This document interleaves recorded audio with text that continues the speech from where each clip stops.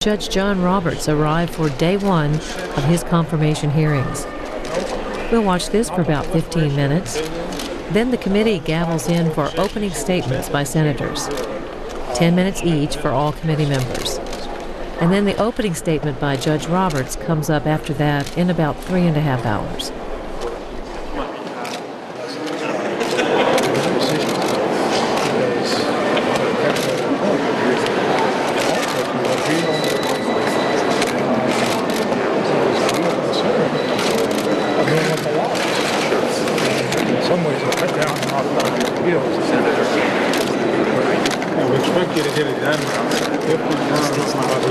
I'm not going any lower. I was here first, man.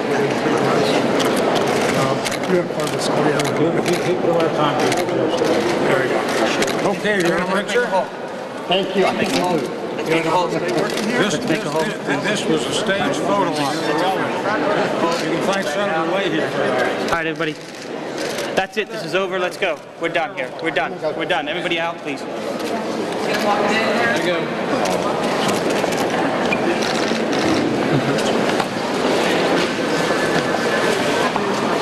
Elena.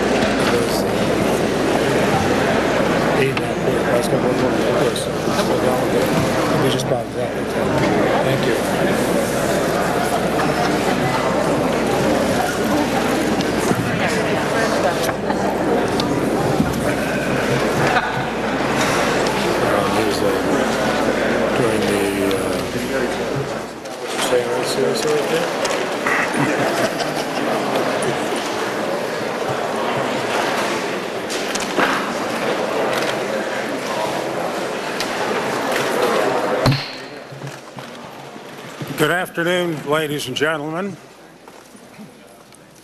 We begin these hearings on the confirmation of Judge John Roberts to be Chief Justice of the United States with first the introduction by Judge Roberts of his beautiful family, and then a few administrative housekeeping details before we begin the opening statements, which will be 10 minutes in length by each senator.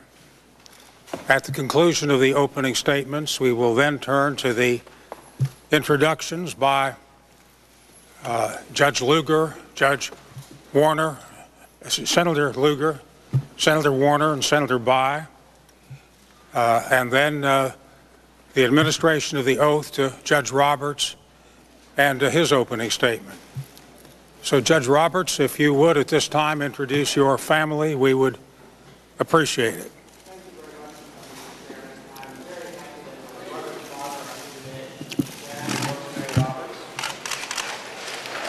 My sisters, Kathy Gandhi, Peggy Roberts, and Barbara Burke. Barbara's husband, Tim Burke, is also here. My uncle, Richard Pedrasky, there. And representing the cousins, my cousin, Jeannie Pedrasky. My wife, Jane, is right here, front and center, with our daughter, Josephine, and our son, Jack. You'll see she has a very tight grasp on Jack. Thank you very much, Judge Roberts. Judge Roberts had expressed his appreciation to have the introductions early, said the maximum time children's staying power was 5 minutes, and that is certainly understandable. Thank you for doing that, Judge Roberts. And now, before beginning the opening statements, let me yield to my distinguished ranking member, Senator Leahy. Well, Mr. Chairman, I want to thank you for all the consultations. I think we have each other's home phones on speed dial. We've talked to each other so often, and I have every confidence our chairman will conduct a fair and thorough hearing. You know, less than a quarter of those of us currently serving in the Senate have exercised the Senate's advice and consent and responsibility in connection with a nomination to be Chief Justice of the United States. I think only 23 senators have actually been involved with that. We're fortunate the veteran of these proceedings is chairing this. We're at a time of great stress in our nation because of what has happened in New Orleans, throughout much of the Gulf Coast regions. I think the hearts and prayers of, certainly in my state of Vermont, but all Americans are for those people, and I would hope that they understand while we're having these hearings, they're first and foremost in our thoughts and prayers. I'm sure they are with you, Judge. This is the only time we're going to find out what he is, and so all the more important that we have a good hearing. Again, Mr. Chairman, I appreciate our meetings on this.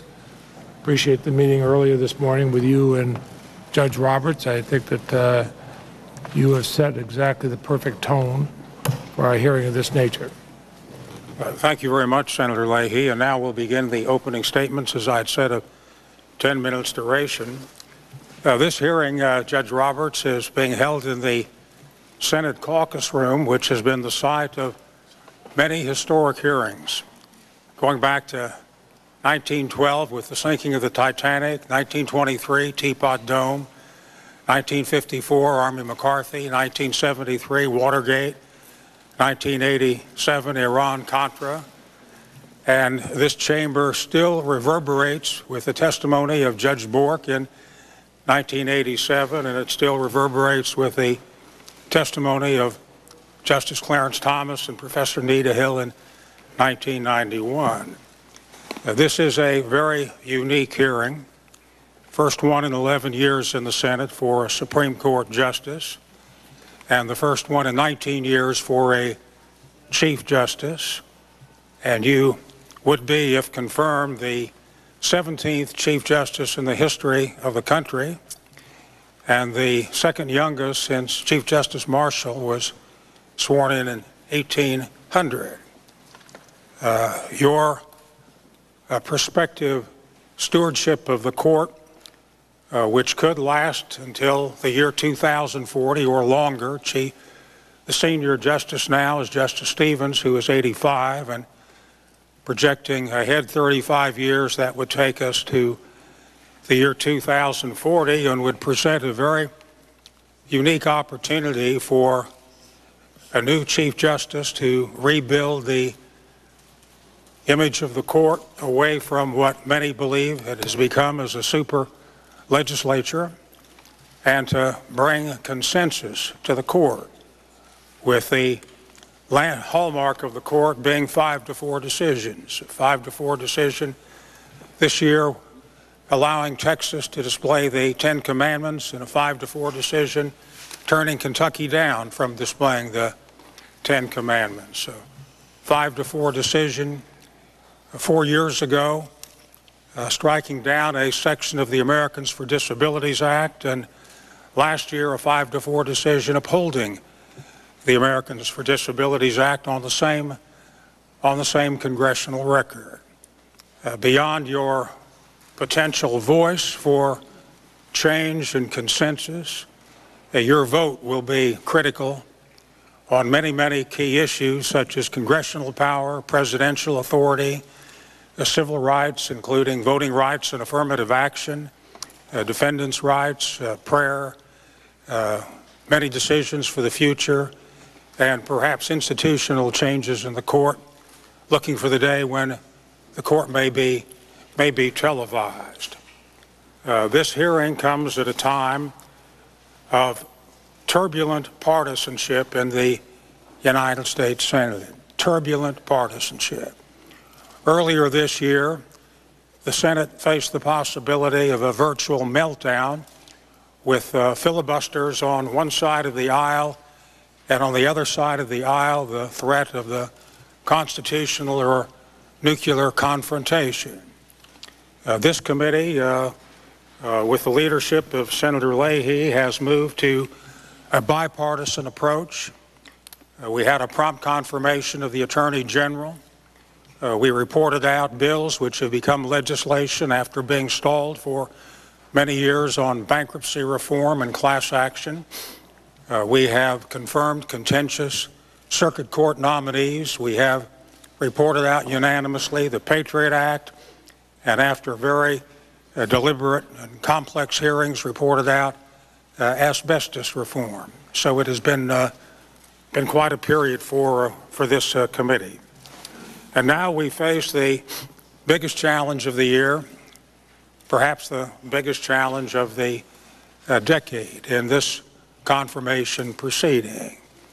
I have reserved my own judgment on your nomination until the hearings are concluded, and it is my firm view that there ought not to be a political tilt to the confirmation of a Supreme Court justice.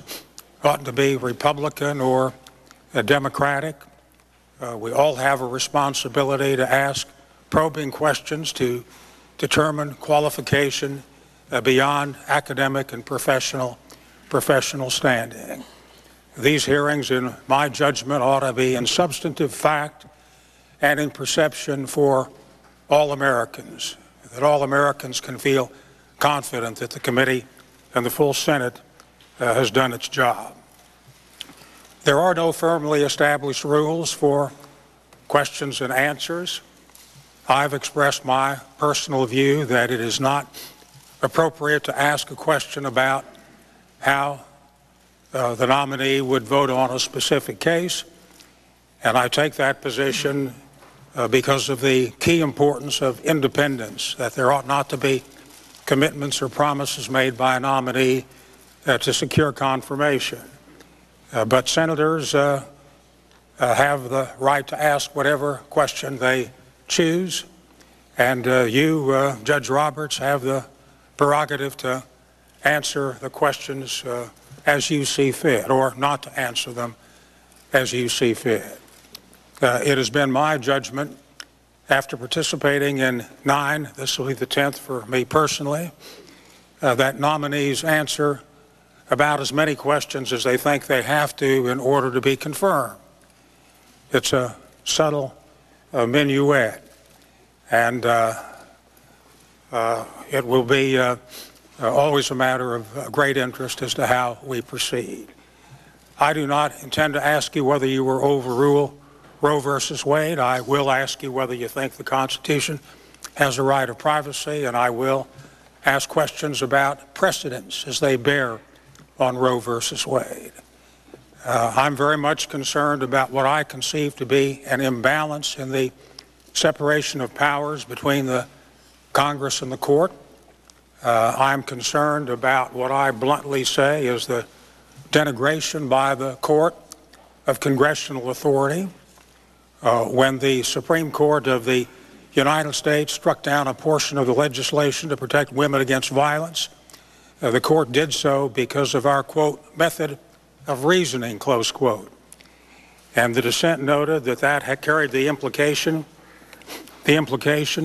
of judicial competence, and the inverse of that is congressional incompetence.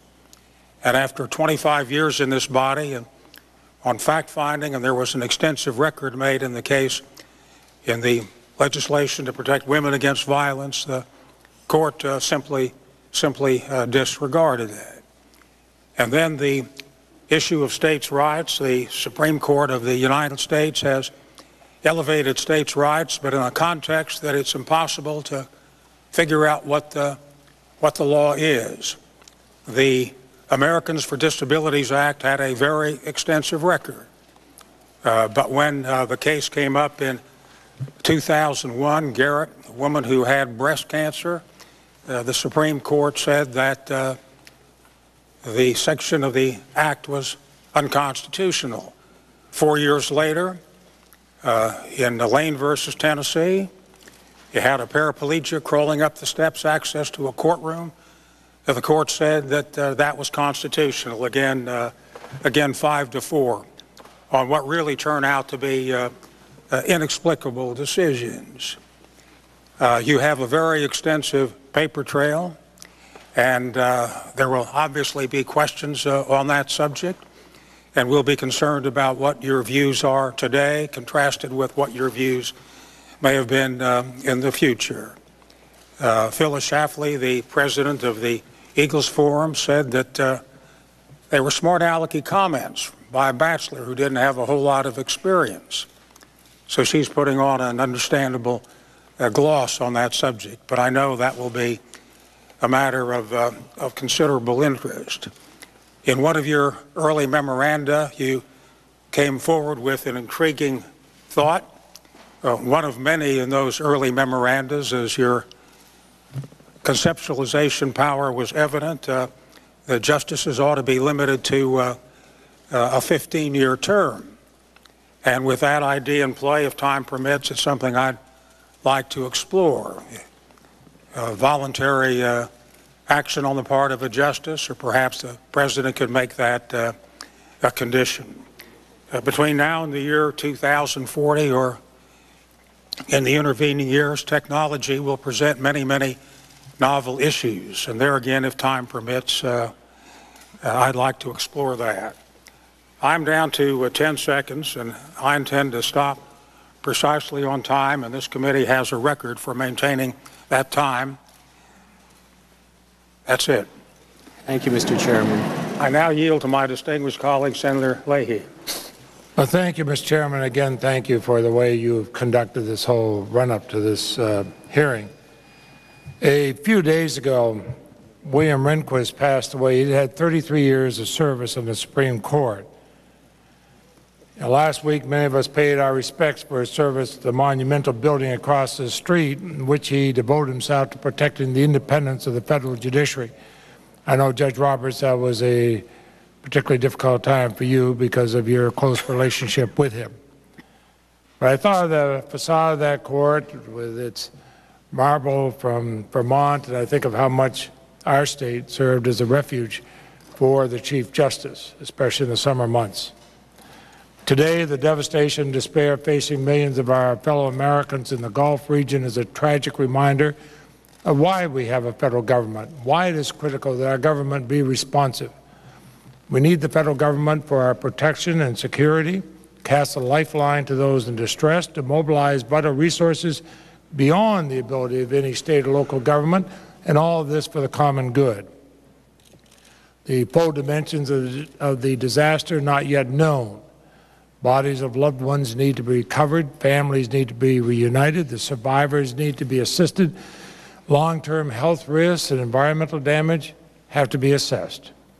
But if anyone needed a reminder of the need and role of a government, the last few days have provided it. If anyone needed a reminder of the growing poverty and despair among too many Americans, we now have it. And if anyone needed a reminder of the racial divide that remains in our nation, no one can now doubt we still have miles to go. I believe that the American people still want and expect and demand their government to help ensure justice and equal opportunity for all, and especially for those who, through no fault of their own, were born into poverty. The American people deserve a government as good as they are, with a heart as big as theirs. We are all Americans, and all Americans should have the opportunity to earn a fair share of the bounty and blessings that America has. And Judge, we've been given a great Constitution. As you know as well as anybody here, it begins, "We, the people of the United States, in order to form a more perfect union, establish justice, ensure domestic tranquility, provide for the common defense, promote the general welfare, and secure the blessings of liberty to ourselves and our posterity, to ordain and establish this Constitution for the United States of America." It's a framework for our government, foundation of all our rights and liberties. In fact, Vermont joined the Union the same year the Bill of Rights was ratified. Those of us from the Green Mountain State, the nation's 14th state, we've historically been very protective of our fundamental rights and liberties. Many feel that we didn't join the Union until we were sure the Bill of Rights was going to go through. We understand the importance of the Constitution and Bill of Rights. In these hearings, we're going to be discussing constitutional issues that may seem legalistic, but they're vital issues. They affect every one of us every day. When we discuss the Constitution's Commerce Clause or spending power, for example, we're asking about congressional authority to pass laws to ensure clean air and water and children's and seniors' health and safe food, drugs, safe workplaces, even wetland protection levees that should protect our communities from natural disasters. Our constitutional values remain constant. We want to realize the American promise of fairness and equality and justice. Constitution, we the people. When the Constitution was written, though, we the people did not include Native Americans or African American slaves, but only free people. It took more than 80 years and a civil war before the Constitution was amended to include all citizens, all persons born or naturalized in the United States.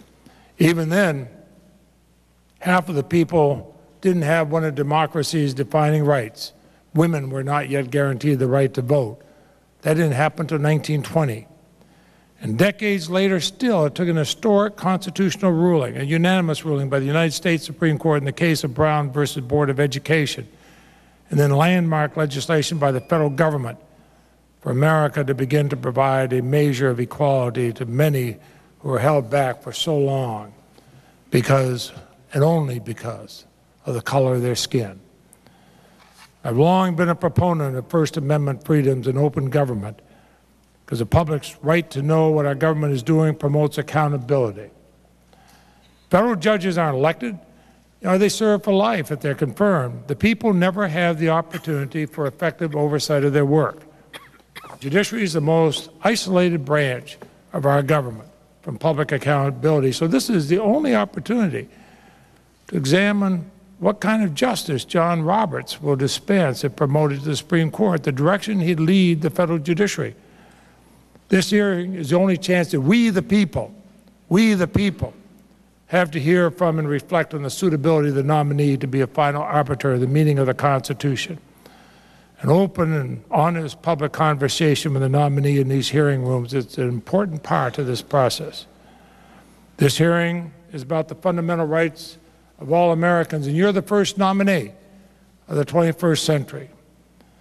If you're confirmed, you serve not just for the remaining 3 years of the Bush administration, but you could serve through the administrations of the next 7 or 8 presidents.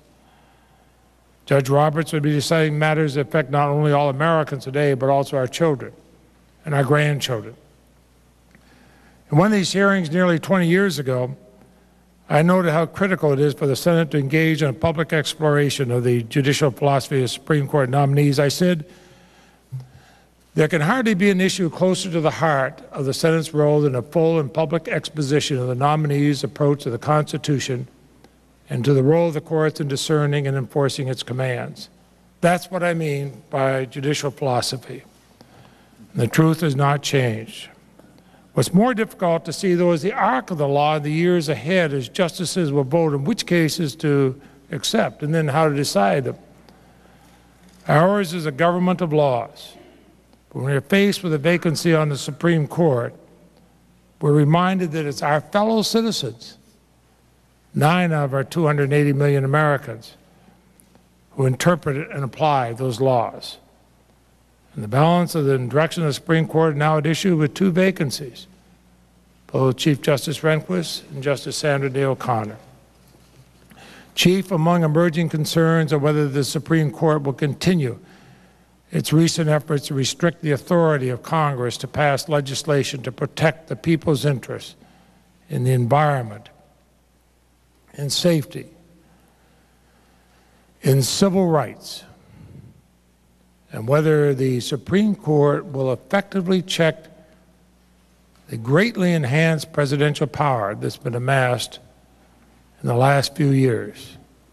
In other words, Judge, whether you be the protector of the rights of all Americans, not just Republicans, not just Democrats, not just independents, but all Americans, and whether you can serve as a check and balance that all Americans expect.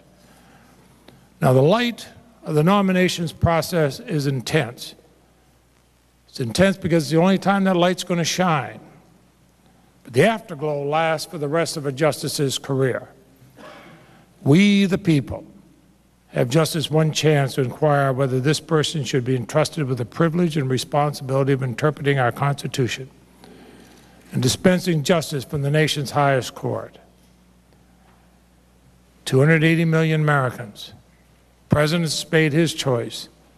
Now there's only 100 Americans standing in the shoes of all other Americans. And on behalf of the American people, it's the job of the 100 of us in the Senate to do all we can to make sure we get it right. Mr. Chairman, there's time left over, but I've said all I intend to say. Thank you very much, Senator Leahy, for your statement. Thank you for your leadership and your leadership on observing the time so meticulously. Senator Hatch.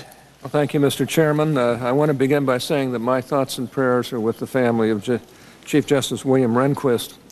He concluded his life on earth just the way he lived it, independently and with dignity. And I'm glad that his family was with him when he passed away. He was a good man and a great judge. Judge Roberts, I know that you and Chief Justice Rehnquist remained close friends.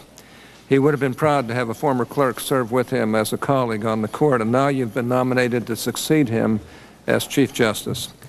When President Bush nominated you 2 years ago to your current post on the U.S. Court of Appeals, you had 2 hearings before this committee and additionally answered approximately 100 written questions from various senators. The American Bar Association twice unanimously gave you its highest well-qualified rating. That process covered a lot of ground, including many of the same issues which are sure to be raised here. You acquitted yourself so well that the Senate confirmed you without dissent.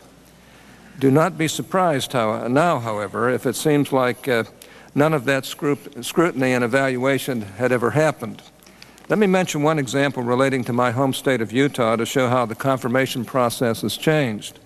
President Warren G. Harding nominated former Utah Senator George Sutherland to the Supreme Court on September 5, 1922. That same day, the Judiciary Committee chairman went straight to the Senate floor and, after a few remarks, made a motion to confirm the nomination. The Senate promptly and unanimously agreed. There was no inquisition, no fishing expedition, no scurrilous and false attack ads.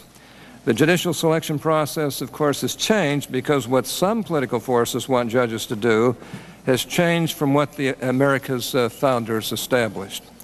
America's founders believed that separating the branches of government, with the legislatures making the law and the judiciary interpreting and applying the law, is the linchpin of limited government and liberty. James Madison said that no political truth has greater intrinsic value. Quoting the philosopher Montesquieu, Alexander Hamilton wrote in the Federalist No. 78 that, quote, "There is no liberty if the power of judging be not separated from the legislative and executive powers," unquote. Well, times have changed. Today, some see the separation of powers not as a condition for liberty, but as an obstacle to their own political agenda. When they lose in the legislature, they want the judiciary to give them another bite at the political apple. Politicizing the judiciary leads to politicizing judicial selection. The confirmation process has sometimes been, it seems to me, unbecoming of the Senate and disrespectful of nominees. I applaud President Bush for resisting this trend and for nominating qualified men and women who, as judges, will not legislate from the bench, and you're a perfect example of that. The conviction that judges interpret and apply but do not make the law helps us sort out the information we need, the questions we ask, the standards we apply, and the decisions we make. With that in mind, I believe that there are three facts that should guide us in this hearing. First, what judges do limits what judicial nominees may discuss. Judges must be impartial and independent. Their very oath of office requires impartiality, and the canons of judicial ethics prohibit judges and judicial nominees from making commitments regarding issues that may come before them. I will be the first to admit that senators want answers to a great many questions. But I also have to admit that a senator's desire to know something is not the only consideration on the table. Some have said that nominees who do not spill their guts about whatever a senator wants to know are hiding something from the American people. Some compare a nominee's refusal to violate his judicial oath or abandon judicial ethics to taking the Fifth Amendment. These might be catchy sound bites, but they are patently false. That notion misleads the American people about what judges do and slanders good and honorable nominees who want to be both responsive to senators and protect their impartiality and independence. Nominees may not be able to answer questions that seek hints, forecasts, or previews about how they would rule on particular issues. Some senators consult with law professors to ask these questions a dozen different ways, but we all know that is what they seek. In 1993, President Clinton's Supreme Court nominee, Judge Ruth Bader Ginsburg, explained better than I can why nominees cannot answer such questions no matter how they're framed. She said, quote, "A judge sworn to decide impartially can offer no forecasts, no hints, for that would show not only disregard for the specifics of the particular case, it would display disdain for the entire judicial process," unquote. Nominees may not be able to answer questions asking them to opine or speculate about hypotheticals outside of an actual case with concrete issues and real facts. Since 1792, as long as the judiciary itself has existed, the Supreme Court has held that judges do not have the authority to render such advisory opinions. We should not be surprised then when nominees decline to provide what judges themselves may not provide. So the first fact that should guide us here is that no matter how badly senators want to know things, judicial nominees are limited in what they may discuss. That limitation is real. and it comes from the very nature of what judges do. The second fact is that nominees themselves must determine where to draw the line. Judges, not senators, take the oath of judicial office. Judges, not senators, are bound by the canons of judicial ethics. Judge Roberts will be a federal judge for many years to come. This process will only determine which courtroom he will occupy. He must determine how best to honor his judicial obligations. Different nominees may draw this line a little differently, but they draw the same kind of line, protecting their judicial impartiality and independence. Justice Stephen Breyer drew that line in 1994. As he put it, clients and lawyers must understand that judges are really open-minded. Justice Anthony Kennedy drew that line in 1987. He said that the public expects that a judge will be confirmed because of his temperament and character, not his position on the issues. Recently, one of our colleagues on this committee dismissed as a myth the idea that Justice Ginsburg refused to discuss things related to how she would rule. Anyone watching C-SPAN's recent replays of Justice Ginsburg's hearing knows that this is not a myth. It is a reality. I was on this committee in 1993. Justice Ginsburg was not telling mythological tales when she refused nearly 60 times to answer questions, including mine, that she believed would violate what she said was her rule of, quote, no hints, no forecasts, no previews, unquote. Those were her words, not mine. Justice Ginsburg did what every Supreme Court nominee has done. She drew the line she believed was necessary to protect her impartiality and independence. Finally, the third fact that should guide us is that the Senate traditionally has respected the nominee's judgment about where to draw the line. In response to some of my questions, Justice Ginsburg said, quote, I must draw the line at that point and hope you will respect what I have tried to tell you, unquote. Did I wish she had drawn the line differently? Of course, but I respected her decision. This is the historical standard. In 1967, our colleague, Senator Kennedy, a former chairman of this committee, made the same point at a press conference supporting the Supreme Court nomination of Thurgood Marshall. Senator Kennedy said, quote, we have to respect that any nominee to the Supreme Court would have to defer any comments on any matters which are either before the court or very likely to appear before the court. This has been a procedure which has been followed in the past and is one which I think is based upon sound legal precedent. Justice Marshall drew his line, yet we confirmed him by a vote of 69 to 11. Justice Sandra Day O'Connor drew her line, yet we confirmed her by a vote of 99 to 0. Justice Kennedy drew his line, yet we confirmed him by a vote of 97 to 0. Justice Ginsburg drew her line, yet we confirmed her by a vote of 96 to 3. Justice Breyer drew his line, yet we confirmed him by a vote of 87 to 9. And we must use a judicial rather than a political standard to evaluate Judge Roberts' fitness for the Supreme Court. That standard must be based upon the fundamental principle that judges interpret and apply, but do not make the law. Judge Roberts, as every Supreme Court nominee has done in the past, you must decide how best to honor your commitment to judicial impartiality and independence. You must decide when that obligation is more important than what senators, including this one, might want to know. As the Senate has done in the past, I believe we should honor your decision and make our own.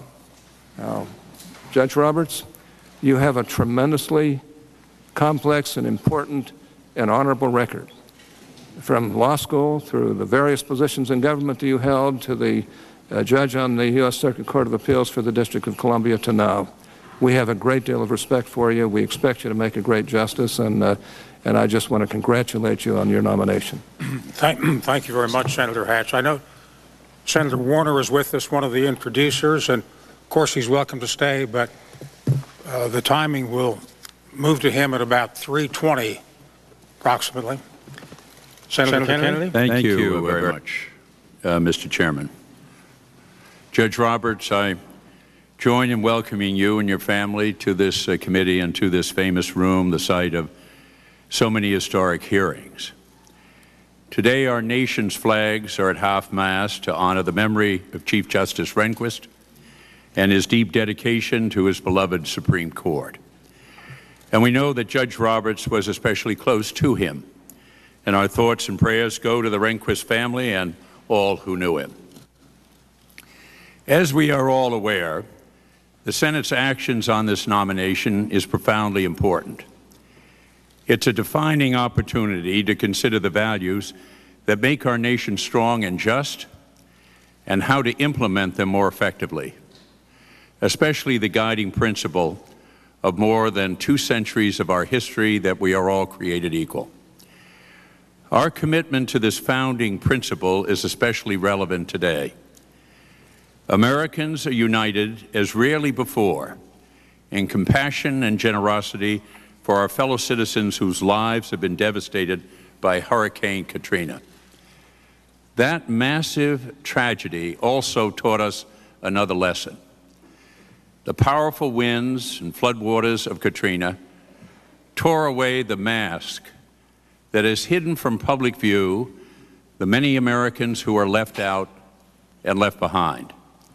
As one nation under God, we cannot continue to ignore the injustice, the inequality, and the gross disparities that exist in our society. Across the years, we have experienced times of great turmoil and great triumph, as each succeeding generation struggled to live up to our founding principle and give it meaning for everyone. Americans have shed blood, campaigned, and marched.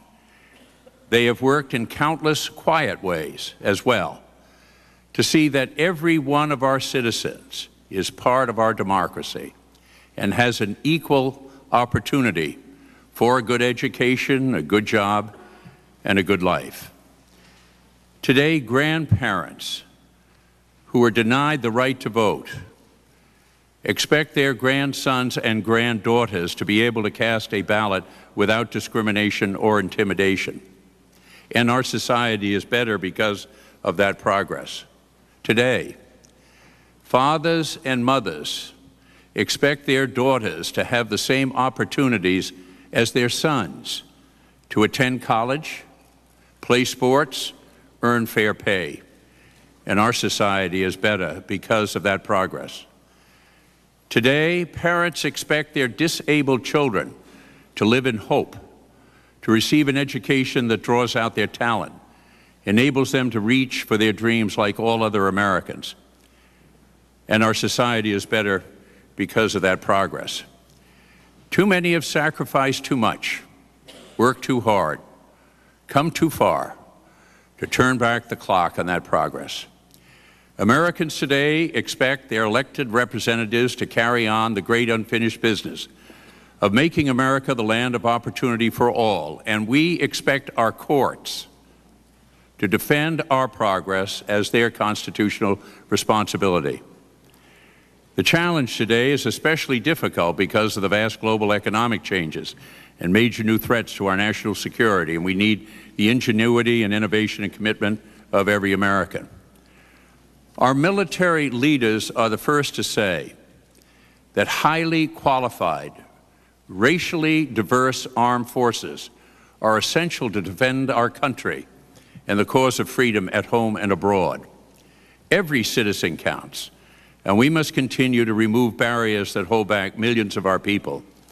And we must draw strength from our diversity as we compete in a new world of promise and peril. So the central issue before us in these hearings is whether the Supreme Court will preserve the gains of the past and protect the rights that are indispensable to a modern, more competitive, more equal America. Commitment to equality for all is not only a matter of fairness and conscience, it's also our path to sustain national strength and purpose. We also are a government of the people in which citizens have a strong voice in the great issues that shape our lives.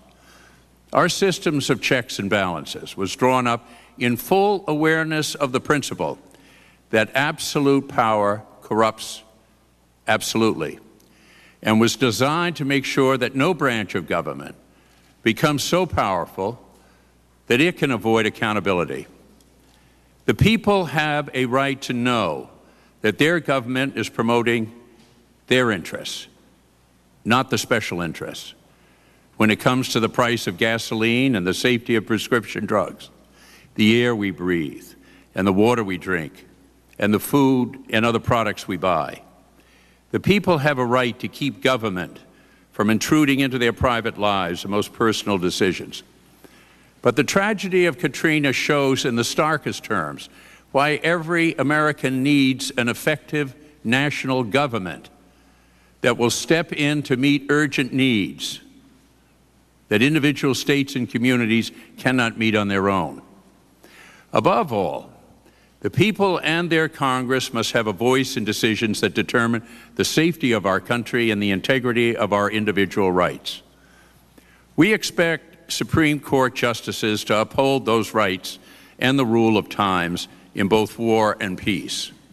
All this and more will be before the Supreme Court in the years ahead, and its judgments will affect the direction and character of our country for generations to come. Judge Roberts, you are an intelligent, well-educated, and serious man. You have vast legal experience, and you're considered to be one of the finest legal advocates in America. These qualities are surely important qualifications for a potential Supreme Court justice, but they do not end the inquiry of our responsibility.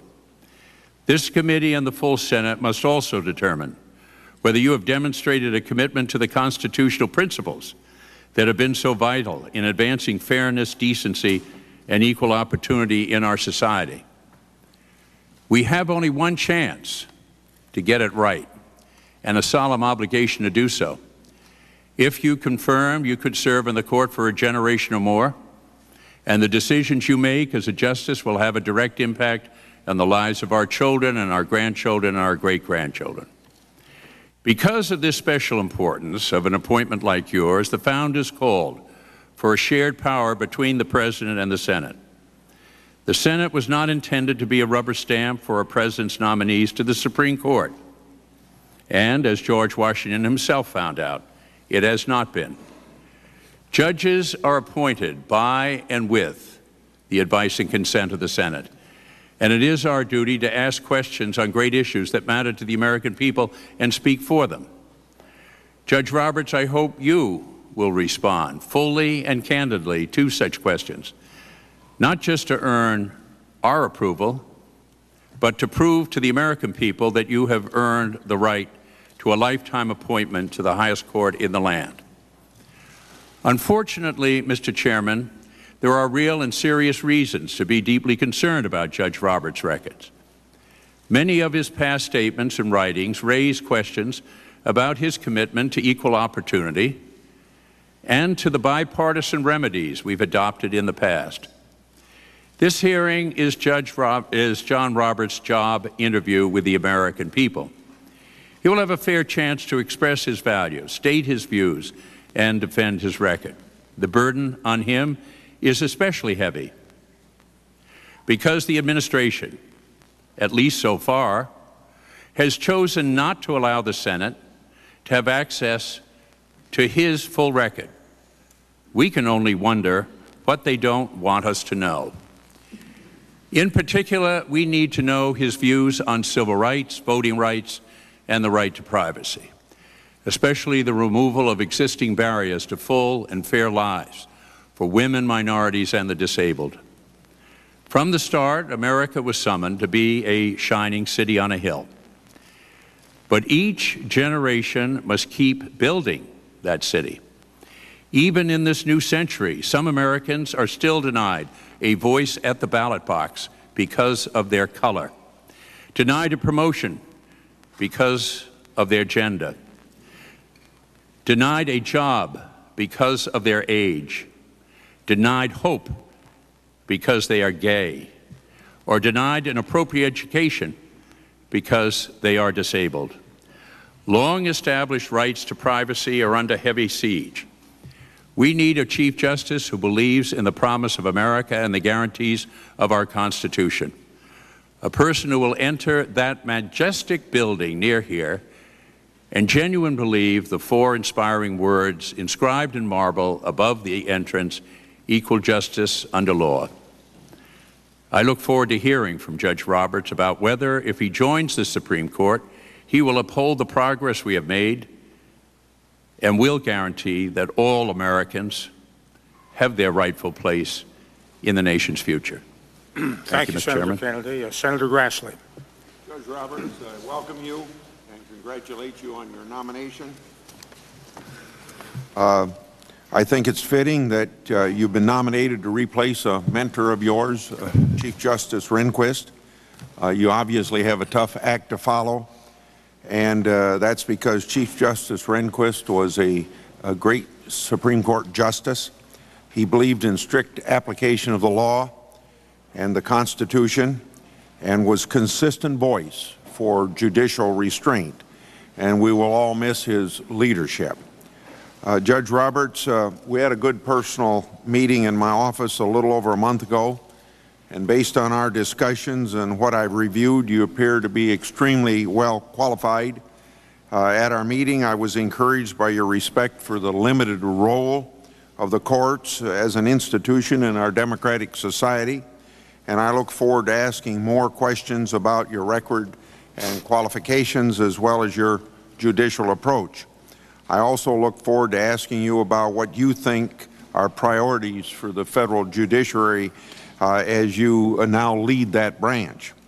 Of course, as we reflect on the enormous buildup to this day and the packed hearing room filled with media lights and cameras, it's worth recalling the fact that judicial nominees never appeared before the Senate until 1925.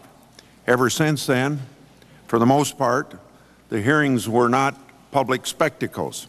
In 1962, for example, when Byron White was nominated to the Supreme Court by President Kennedy, the hearing before the Judiciary Committee lasted all of 15 minutes and 8 questions. It seems to me that the Senate sure got it right with Justice White, and Justice White went on to serve then for a generation. Of course, all this was before we had televised hearings, which has encouraged ratcheting up the rhetoric to play to various constituencies. Furthermore, Judge Roberts, you are the first nominee of the Internet age, with millions of eyes scrutinizing thousands of downloading pages of writing, not to mention the hundreds of website blogs characterizing the documents that have been produced in an accurate or more likely inaccurate way, and opining on every record that you've been involved with and doing it by the minute. So to some extent, there is no turning back from what we've created here, and you just happen to be the latest victim of such scrutiny.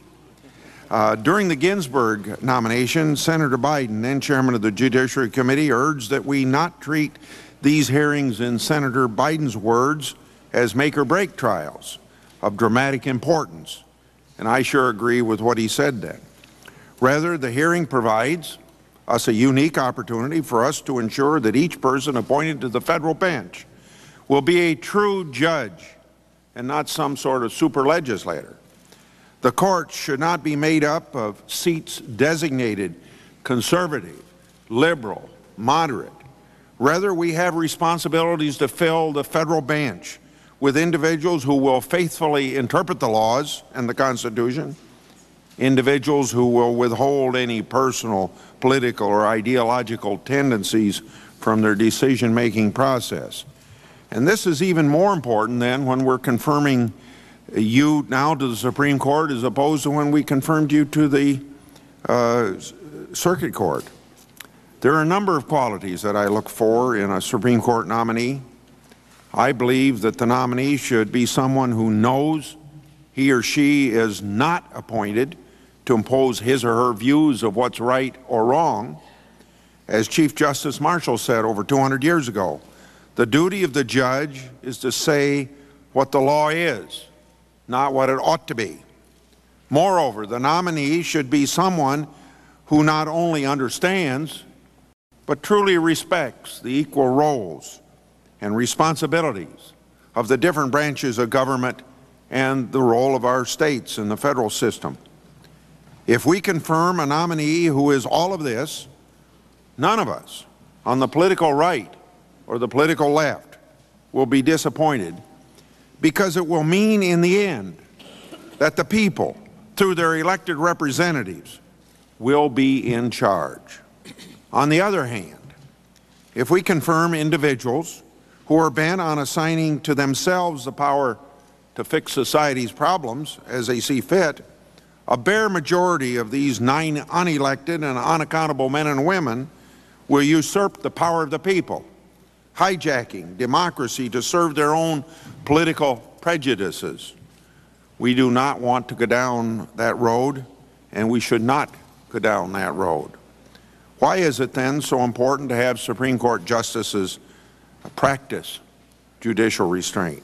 Because that means the policy choices of the democratically elected branches of government will only be overturned if and when there is a clear warrant to do so in the Constitution itself.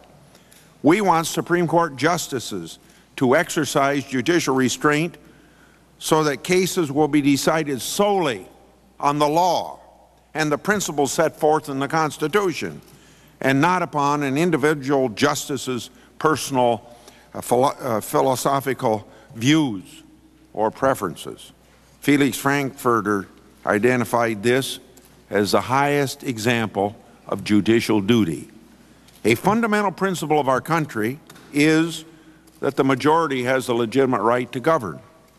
This approach hardly means that the courts are less energetic in protecting individual rights, but the words of the Constitution constrain judges every bit as much as they control legislators, executives, and our citizens.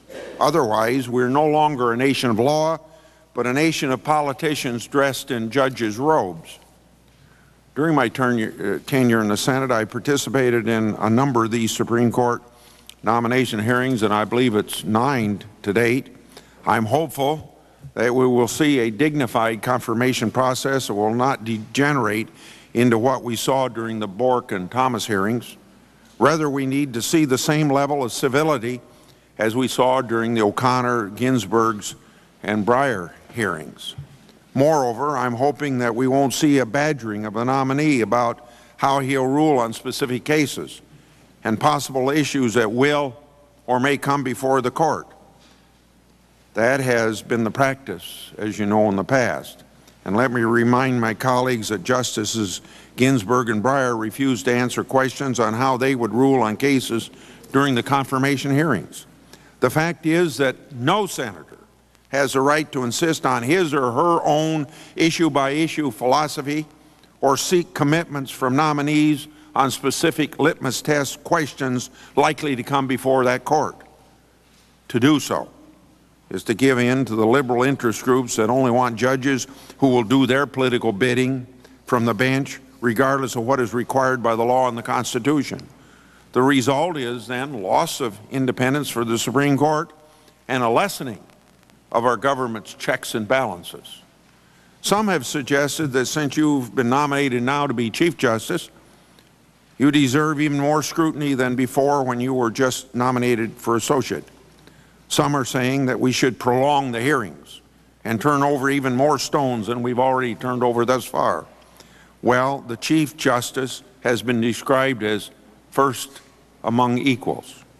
The plain truth is that there really isn't anything substantively different in your role, and your vote will count just the same as other justices of the court. So my own questioning and analysis of your qualifications will not really be much different from your previous appointment. But it is true that the Chief Justice has additional duties as the head of the federal judiciary. The Chief Justice has to be someone who has a good management style, who can run the trains on time, and who can foster collegiality in the court.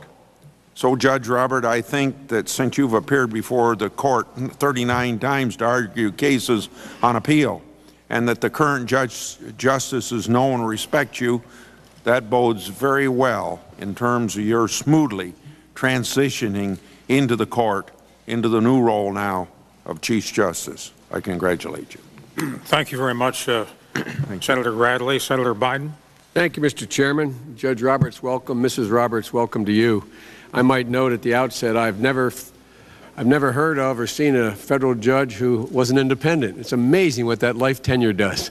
So I don't think you have any worry, Judge, about having to cash in your independence. It's never occurred in my memory or in my study. And, Judge, I want to point out to my friends that it is true judges didn't come before the committee in the past, but it used to be required in the past you needed unanimous consent of the entire Senate to get before the Senate. So, you know, there's some good things and some bad things that have changed. Judge, as you know, there's a genuine intellectual debate going on in our country today over whether the Constitution is going to continue to expand the protections of the right to privacy, continue to empower the federal government to protect the powerless. And it's a big debate. All you got to do is turn on any website, American Enterprise Institute, left, right, center. It's a gigantic debate. Hadn't occurred, as you and I both know and my colleagues know, in the last 70 years. It has not been this contentious. Not just the politics, but the debate, the intellectual debate. For 70 years, there's been a consensus, Judge, on our Supreme Court on these issues of privacy and protecting the powerless. And this consensus has been fully embraced, in my view, by the American people. But there are those who strongly disagree with the consensus, as is their right, and they seek to unravel the consensus. And, Judge, you are in the unenviable position, as we talked about in my office, of being right in the middle of this fundamentally important debate. And quite frankly, Judge, we need to know on which side of that divide you stand.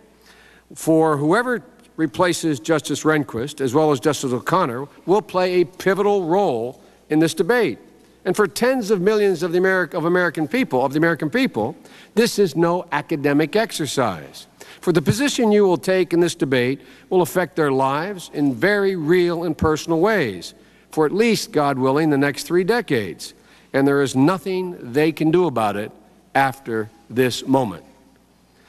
Judge, I believe in a Constitution, as our Supreme Court's first great chief has been mentioned here today, Justice Marshall said in 1819, and I quote, "A Constitution intended to endure for ages to come, and consequently to be adapted to the various crises of human affairs."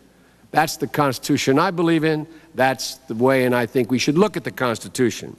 At its core, the Constitution envisions ever-increasing protections for human liberty and dignity for all its citizens, and a national government empowered to deal with these unanticipated crises. Judge, herein lies, in my view, the crux of the intellectual debate I referred to at the outset. Whether we will have an ever-increasing protection for human dignity and human liberty, or whether those protections will be diminished, as suggested by many in their reading of the Constitution that says there are no unenumerated rights. There is a very narrow reading of the Constitution. In 1925, the Constitution preserved the rights of parents to determine how to educate their kids, striking down a law that required children to attend public school. In 1965, the Constitution told the state to get out of married couples' bedrooms by striking down a state law prohibiting married couples from using contraceptives. In 1967, the Constitution defended the right of a black woman to marry a white man. In 1977, the Constitution stopped a city from making it a crime for a grandmother to live with her grandchildren. And fortunately, even when the Supreme Court at first took the Constitution away from the promise of hope of our Constitution's ennobling phrases, in the end, it has kept the faith. In 1873, for example, the court said states could forbid women from being lawyers. It took 100 years to undo this terrible mistake, but the court eventually got it right. In 1896, the Supreme Court said separate but equal was unlawful. It took 58 years for the Supreme Court to outlaw racial segregation, throwing the doctrine into the dustbin of history, but it got it right. In the early 1900s, the court rendered the federal government powerless to outlaw child labor, to protect workers. It took until 1937 for the Supreme Court to see the error of its ways, but it finally got it right.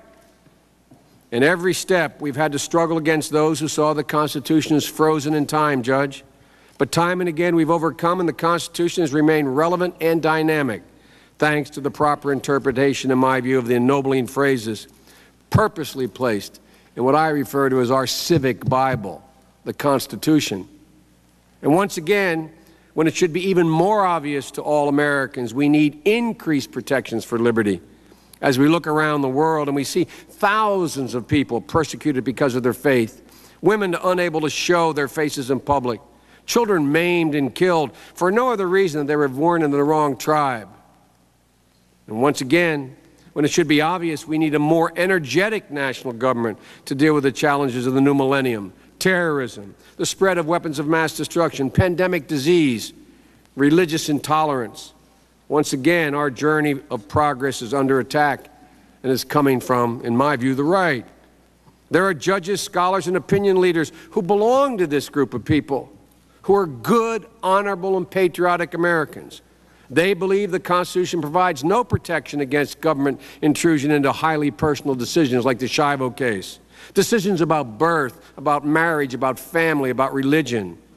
There are those who would slash the power of our national government, fragmenting it among the states in the new reading of the 10th and 11th Amendment. Incredibly, some even argue, as you well know, people won't believe this, but some are arguing today in the Constitution Exile group, who argue that the national government has no power to deal with what's going on in the Gulf at this moment. Judge, I don't believe in a Constitution where individuals could for very long have accomplished what we did had we read it in such a narrow way.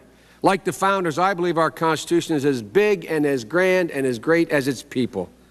Our constitutional journey did not stop with women being barred from being lawyers, with 10-year-olds working in coal mines, or black kids forced into different schools than white kids.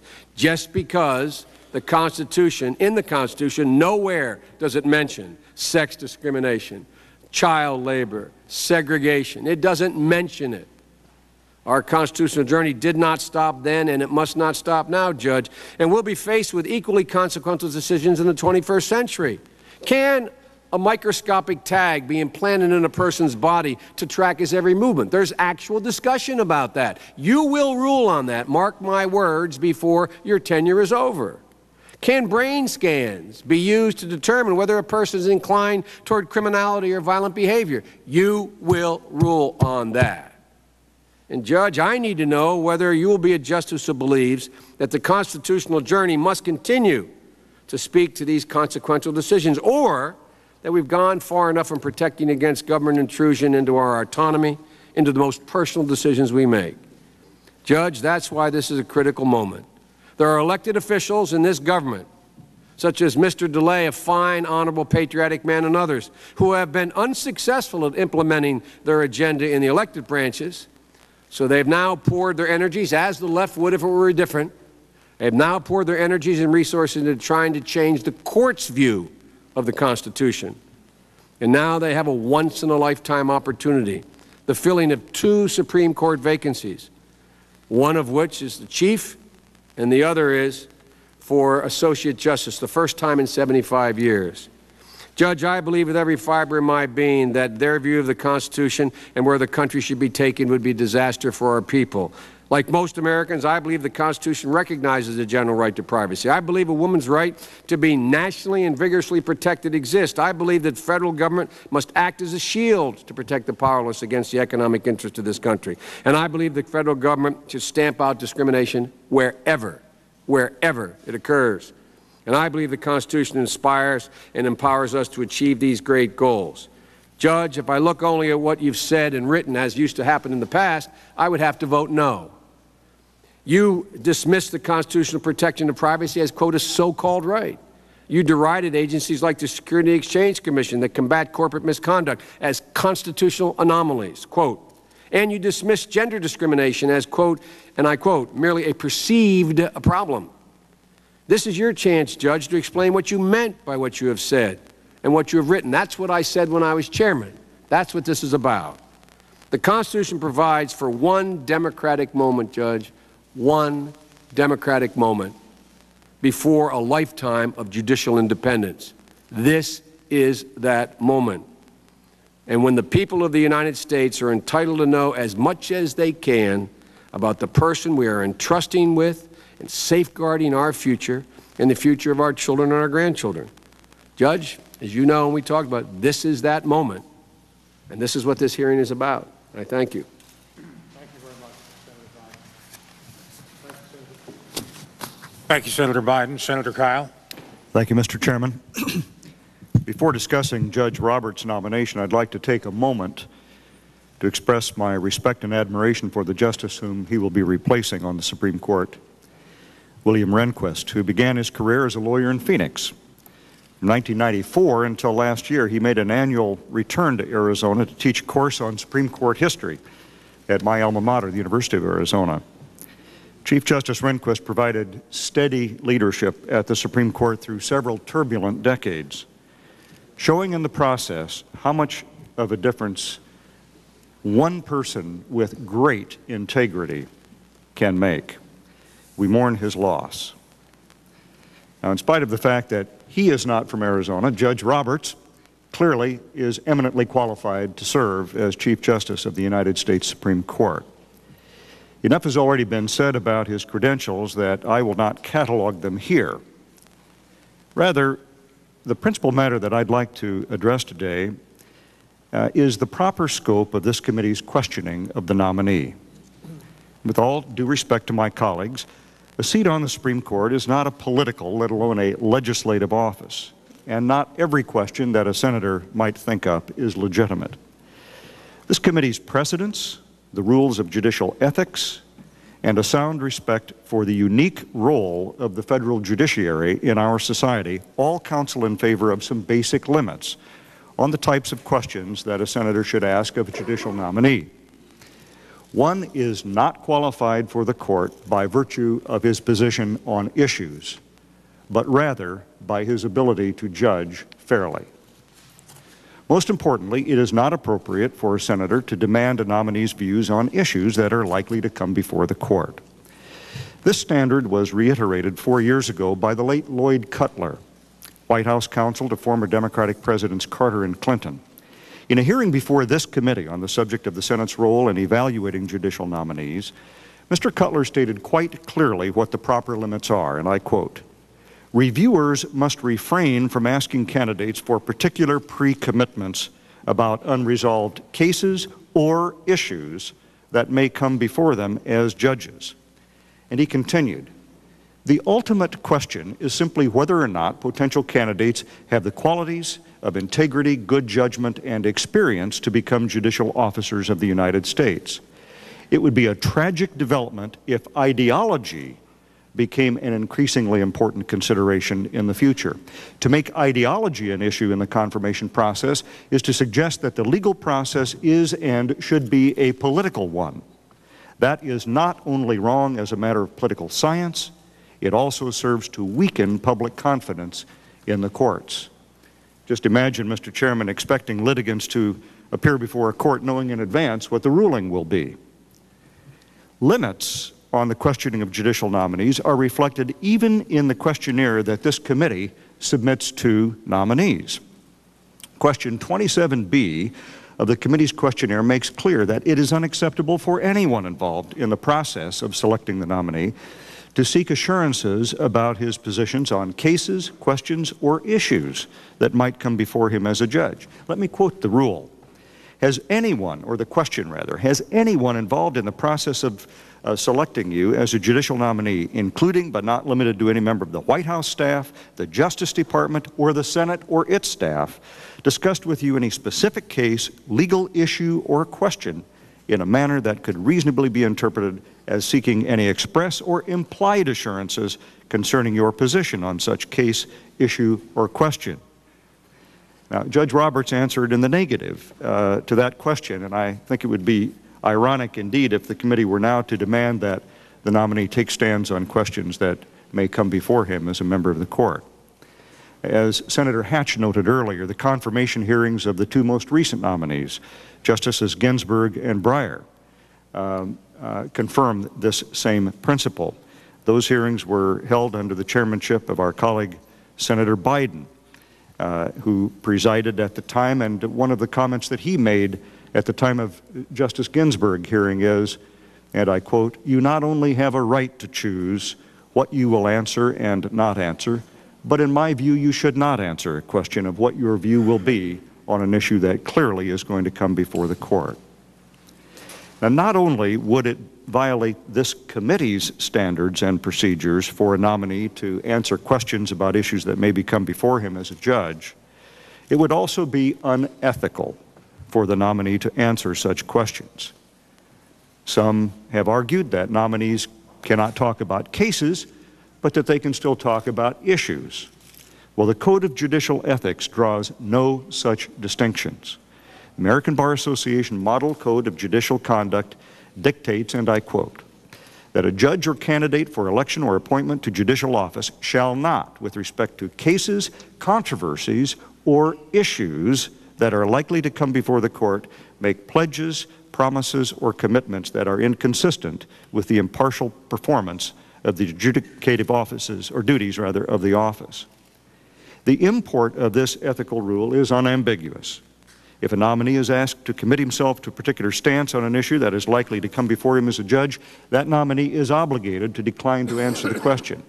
Any other approach would violate the Code of Judicial Conduct. And Judge Roberts, I expect you to adhere to the Code of Judicial Ethics, and I want you to know that I will defend your refusal to answer any question that you believe is improper under those circumstances. I'd also like to emphasize that the standards for questioning that apply in this committee are not simply quaint relics of the past to be abandoned at no cost to the future. Rather, these rules are fundamental to preserving the nature and role of an independent judiciary. A judicial nominations process that required candidates to make a series of specific commitments in order to navigate the maze of Senate confirmation would undermine the very concept of a fair and independent judiciary. Constitutional law would become a mere extension of politics, but in a less accountable and less democratic arena. If the Supreme Court operated this way, if it simply enforced political commitments made during the confirmation process, why would we give the power of judicial review, the power to strike down laws made by other more accountable and democratic branches of the government? Granting this kind of power to the Supreme Court, the power to override democratic majorities, makes sense only if what the court is deciding is applying and upholding the rule of law and our Constitution. When the court adheres to that neutral and unbiased role rather than making policy like the other branches, it is enforcing principles that the people themselves have deemed so important that they should be installed in the constitutional firmament and placed above the reach of transient majorities or the political compromises reached by elected representatives. The court's legitimate authority derives not from commitments made during confirmation, but from its obligations embodied in the Constitution. I raise this matter not to suggest that all questions about a nominee's understanding of the law are improper. Indeed, I think that an examination of the court's role and the source of legitimacy of its authority reinforces the importance of inquiring into a nominee's judicial philosophy, of determining whether he is devoted to upholding and enforcing the laws and the Constitution as they were adopted by the people. Our proper role this week is to determine whether Judge Roberts has the character, the legal ability, and the judicial philosophy to fulfill that responsibility. Thank you very much, Senator Kyle. Now, Senator Cole. Thank you, Mr. Chairman. Judge Roberts, let me also extend my welcome to you this afternoon and to your family. Judge Roberts, if confirmed, you will succeed Justice Rehnquist and serve as only the 17th Chief Justice in the history of the United States and the youngest in 200 years. You are nominated to a position of awesome power and responsibility. The decisions you and the other justices make will shape the lives of every person in America for generations. Yet for only a few days this week will the people, through their senators, be able to question and to judge you. That means that we on this committee who will be questioning you have an awesome power and responsibility as well. Judge Roberts, our democracy, our rights, and everything we hold dear about America are built on the foundation of our Constitution. That remarkable document has endured throughout our history. In the hands of the Supreme Court, the Constitution has established the right to equal education regardless of race. It's guaranteed an attorney and a fair trial to all Americans, rich and poor alike. It has allowed women to keep private medical decisions private. It has allowed Americans to speak, vote, and worship without interference from their government. You will lead the court in its most solemn duty to interpret the Constitution and the rights it grants to all Americans. The court has the last say in what will be the scope of our rights and the breadth of our freedoms. The court even has power over which constitutional questions it will hear and which cases the court will decide. That is why the Supreme Court is so vital to our lives, and who decides these issues, Judge Roberts, is therefore of unsurpassed importance. Moreover, you will enjoy even greater authority as Chief Justice of the United States than your fellow Associate Justices. You will not only lead an entire branch of our government, if you are confirmed, but also you will have a less evident but an even more important power, because it will be your sole responsibility to determine which justices write which opinions when you are in the majority. Who writes the opinion governs the principle the case stands for, and whether the precedent it sets is broad and important or narrow and less consequential. If you are confirmed for this lifetime position, your decisions and those of your colleagues will be the final word on the rights and freedoms of all Americans for decades to come. You will have no constraints on the decisions you reach other than your understanding of the Constitution and your heart. That is why it is so essential that we, the Democratic representatives in a democratic country, take this week to probe that understanding and that heart. This process of lifetime tenure is unique in our system of government. The President, Senators, and Governors make decisions every day. Our choices and our opinions are transparent to the public. And every few years, we are accountable for the decisions we make and the votes we cast. If the people do not like our votes or disagree with our record, then they vote for someone else, and we are gone.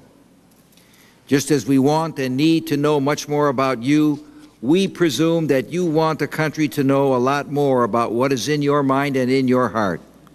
People in high places of public trust in this country have a responsibility to share their thoughts about important issues like civil rights, privacy, property rights, the separation of church and state, civil liberties, and much more.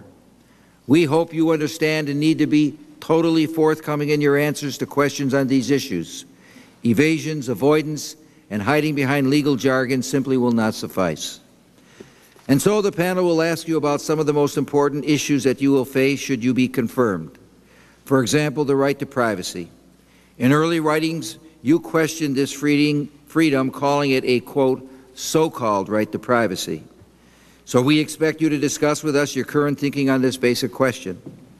This past term, the Court decided a groundbreaking case concerning the government's power of eminent domain. The Supreme Court held that the government may take private land not only for public use, but also for private development. Public opinion is opposed to this outcome, and so we look forward to hearing your views on this important issue. The Supreme Court's decisions may be most important when they address the breadth of our civil rights. Some people think that your early writings were cavalier in dismissing many civil rights protections. For example, you were active in efforts to narrowly define voting rights protections, and your narrow interpretation of congressional power to address civil rights and other important issues while a judge on the D.C. Circuit does give us some pause. The American people deserve to know how you will approach cases involving voting rights, gender discrimination, violence against women, and affirmative action, among many others. Finally, some speculate that if confirmed, you will seek to weaken the separation between church and state. Your critics point to positions you took as a government attorney critical of Supreme Court decisions on prayer and school. And so we need to hear your views about the Establishment Clause of the Constitution as well. Judge Roberts, if confirmed, we can expect that you will serve 25 to 30 years as Chief Justice of the United States. You will likely become the most influential justice of your generation. During these decades, you will help shape the nature of our country and our democracy. It will be your job to give life and meaning to the broad and lofty promises of the Constitution, such essential principles as due process, equal protection, and free speech, and to stand up for the civil rights and the liberties of underrepresented and people and the unpopular. Before we decide whether to entrust you with this power, we ask you to stand before the public and explain your views, express our hopes, and expound on your approach to the bedrock principles that guide us as a nation. We have an obligation to find out where you will take us before we decide whether we want you to lead us there. And most importantly, you have an obligation to tell us. This would be an appropriate time to share my perspective on how I will judge a nominee. In judging this and other Supreme Court nominations, my test has been judicial excellence. To me, judicial excellence involves 4 elements. First, a nominee must possess the competence, character, and temperament to serve on the Supreme Court. He or she must have a keen understanding of the law and the ability to explain it in ways that the American people will understand. Second, judicial excellence means that a Supreme Court justice must have a sense of the values which form the core of our political and economic system. We have a right to require the nominee to understand and respect our constitutional values. Third, judicial excellence requires a sense of compassion. The law is more than an intellectual game and more than a mental exercise. As Justice Black said, quote, "The courts stand against any winds that blow as havens of refuge for those who might otherwise suffer because they are helpless, weak, outnumbered, or because they are nonconforming victims of prejudice and public excitement," unquote. A Supreme Court justice must understand this. He or she must recognize that real people with real problems are affected by the decisions rendered by the court. They must have a connection with and an understanding of the problems that people struggle with on a daily basis. Justice, after all, may be blind, but it should not be deaf. And finally, judicial excellence requires candor before confirmation. We are being asked to give the nominee enormous power, so we want to know how he or she will exercise this power and how they see the world. And we need and we deserve to know what is in your mind and in your heart. Judge Roberts, I'm convinced that you satisfy the requirements of competence, character, and temperament. I enjoyed meeting you a few weeks ago and appreciated our discussion. Your legal talents are undeniably impressive. Yet, while we are now familiar with your abilities, we still know precious little about your philosophies and views on crucial issues that you will face on the Supreme Court in the years ahead. And so we look forward to these hearings as an opportunity to learn more and measure whether you meet our test of judicial excellence. Thank you, Mr. Chairman. Thank you very much, Senator Cole. Senator DeWine. Mr. Chairman, thank you very much. Judge Roberts, congratulate you on your nomination, applaud you on your extraordinary legal career, and welcome you and your wife Jane and your children Jack and Josie to our hearing. Over the next several days, we will be spending a lot of time together. You and the 18 members of this committee and the American people. This is the time really for a national conversation, a conversation about the document that binds us all together as a nation and as a people. That document, of course, is our Constitution. For more than 215 years, we've been having an extended conversation about the meaning of our Constitution. Sometimes the conversation has been civil, sometimes it's been passionate, and sometimes, tragically, it's been violent. The New Deal and the court battles that were fought about the scope of the federal government's power to combat the Great Depression was really a debate about the meaning of the Constitution. The Civil Rights Movement and the vigorous and often violent resistance to the efforts to bring about equality for all Americans was and remains a debate about the meaning of our Constitution. And the Civil War, the most violent and bloodiest time in our history, was really a war about the meaning of our Constitution. We've seen a president resign, elections decided, and popular laws overturned, all because of our Constitution. But our Constitution is more than just a symbol of our nation's history. It is also a light for the rest of the world. As a nation, we were among the first to sit down and draft a document that quite literally constitutes our government. But we were not the last. Since our founders embraced the idea of a written Constitution, others have followed suit. In fact, after the fall of the Soviet regime, we witnessed an explosion of Constitution writing in Eastern Europe. There are now more than 170 written constitutions in the world, more than half of which have been drafted just in the last 30 years. And to paraphrase Thomas Paine, the cause of America truly is indeed the cause of all mankind. That's why our gathering today is so significant. We are charged with providing our advice and consent on the President's nominee to the Supreme Court. Our job is important. But if confirmed, Judge Roberts, your job will be even more important.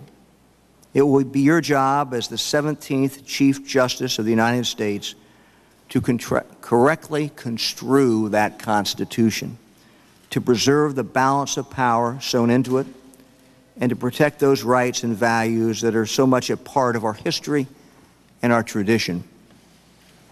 Former Chief Justice John Marshall once warned that, and I quote, "People made the Constitution, and people can unmake it." It will be your job, in other words, to ensure that our Constitution is never unmade. As of late, however, many Americans believe that the Supreme Court is unmaking the very Constitution that our founders drafted. Many Americans are concerned when they see the court strike down laws protecting the aged, the disabled, and women who are the victims of violence.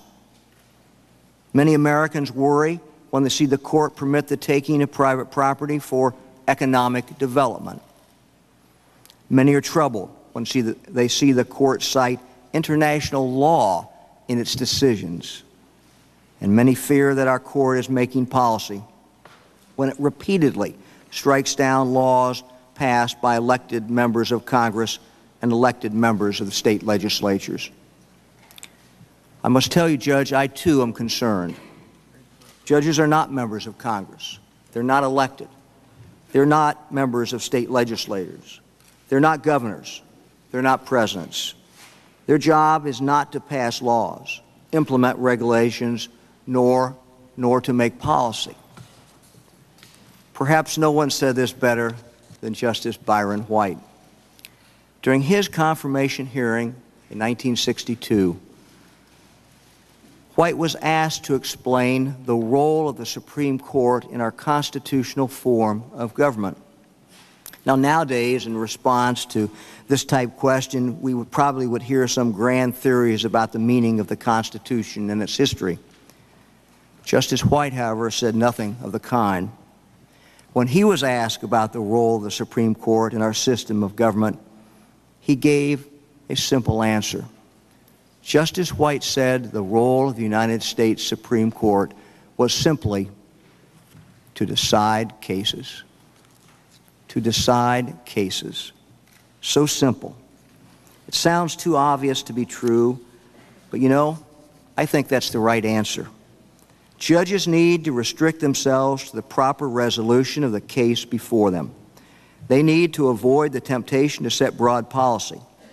And they need to pay proper deference to the role of the executive, the Congress, and the states while closely guarding the language of the Constitution.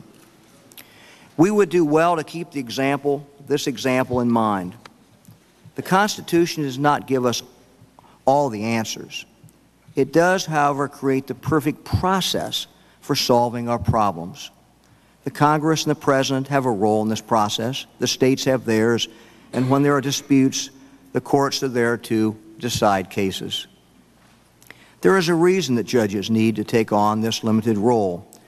As my esteemed colleague from Iowa, Senator Grassley, explained during Justice Souter's confirmation hearing, a judge should not be, and I quote, pro this and anti that. He should rather be a judge of cases, not causes, end of quote. Judge Roberts, causes come and go, but cases do not. In years or decades, one cause may fade and another will emerge, but judges will remain deciding cases and interpreting our Constitution. Our next Chief Justice is not merely for today. He is a Chief Justice for the future, a future that will present constitutional issues that are now simply unknown. The career of Chief Justice Rehnquist certainly proves this point. When he joined the court in 1972, there was no internet, no need to protect our children from the proliferation of online pornography. And at the time, there was no war on terror, no presidential order to detain terrorists as enemy combatants, and no terrorist prison at Guantanamo Bay. But yet, Chief Justice Rehnquist dealt with all of these issues while on the court. When faced with new and unexpected issues, a justice is left only with the tools that every good judge must use: the facts of the case, the language of the Constitution, and the weight of precedent. This is a simple and limited approach to deciding cases, the kind of approach that Justice White would have understood, and I believe that our founders would have admired. While preparing for this hearing, I came across a statement from a sitting federal judge that I think neatly sums up this philosophy. Deciding cases, this judge said, and I quote, requires an essential humility grounded in the properly limited role of an undemocratic judiciary in a democratic republic, a humility reflected in doctrines of deference to legislative policy judgments and embodied in the often misunderstood term judicial restraint. Judge Roberts, as you know, those words are yours. And in my opinion, they're very wise words indeed. You, sir, have the talent, experience, and humility to be an outstanding member of the United States Supreme Court. And I expect that these hearings will show that you have the appropriate philosophy to lead our nation into the future as the 17th Chief Justice of the United States. I thank the chair. Thank you very much, Senator DeWine. Senator Feinstein. Thank you very much, Mr. Chairman. Good afternoon, Judge Roberts and Mrs. Roberts and the Roberts family. This must be a moment of enormous pride for you. And I hope that despite the toughness of this hearing, you really realize that this family member of yours is taking over not just the position of an Associate Justice, but the Chief Justice of the United States at a time of unique division and polarization in this country. And so many of us are going to be pressing him to see if he's got what we think it takes to do this. And Fred Thompson, welcome back. I hope you miss us just a little bit from time to time. Somehow I'm not quite sure that's the case. Judge Roberts, thank you very much. We spent a very interesting hour together. I came away from it feeling that you're certainly brilliant, talented, and well qualified, and I don't think there's a question about that.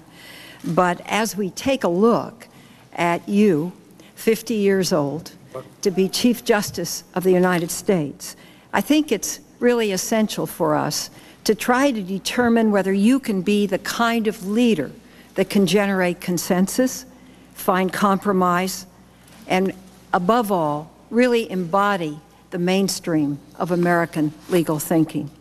For me, the most important thing is to see that the Chief Justice really cares about the fact that justice is provided to all Americans. It's been said here before, but it's really important. Young and old, rich and poor, powerful and unpowerful, all races, creeds, colors, etc. This is going to be a big session.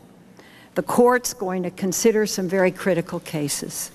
The standard of review for abortion cases, the health of the mother, the constitutionality of an Oregon law, which permits physician-assisted suicide for terminally ill but legally competent individuals. Whether two oil industry leaders and competitors can be allowed to work together to fix the price of gas once they've entered into a joint venture.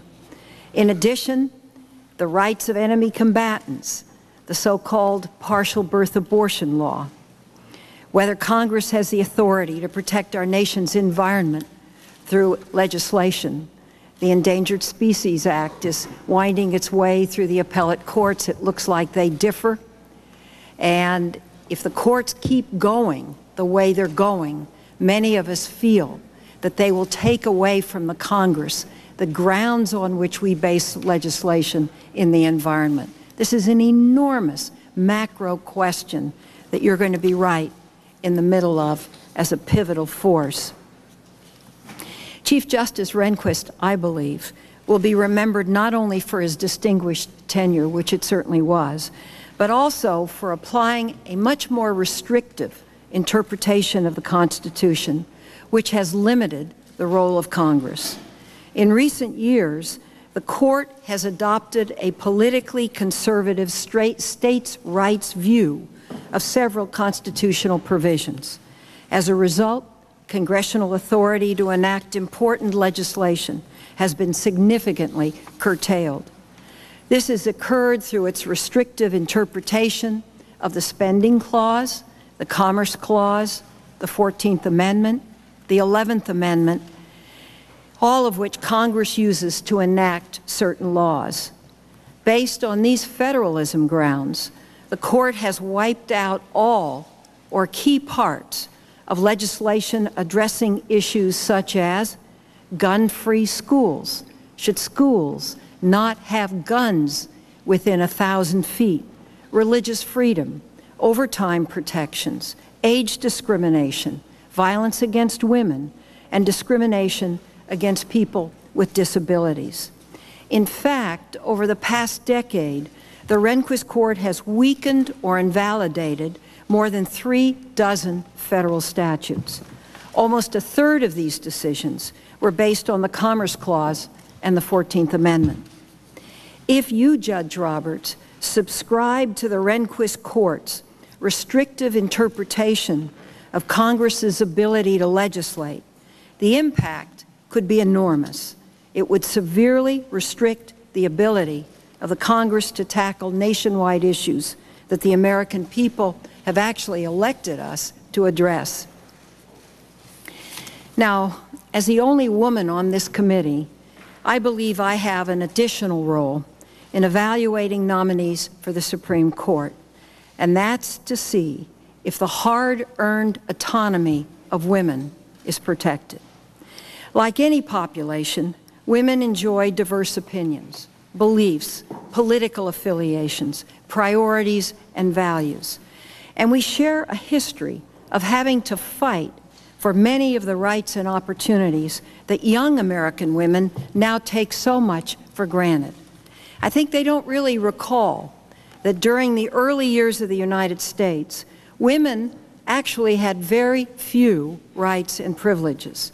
In most states, women were not allowed to enter into contracts, to act as executor of an estate.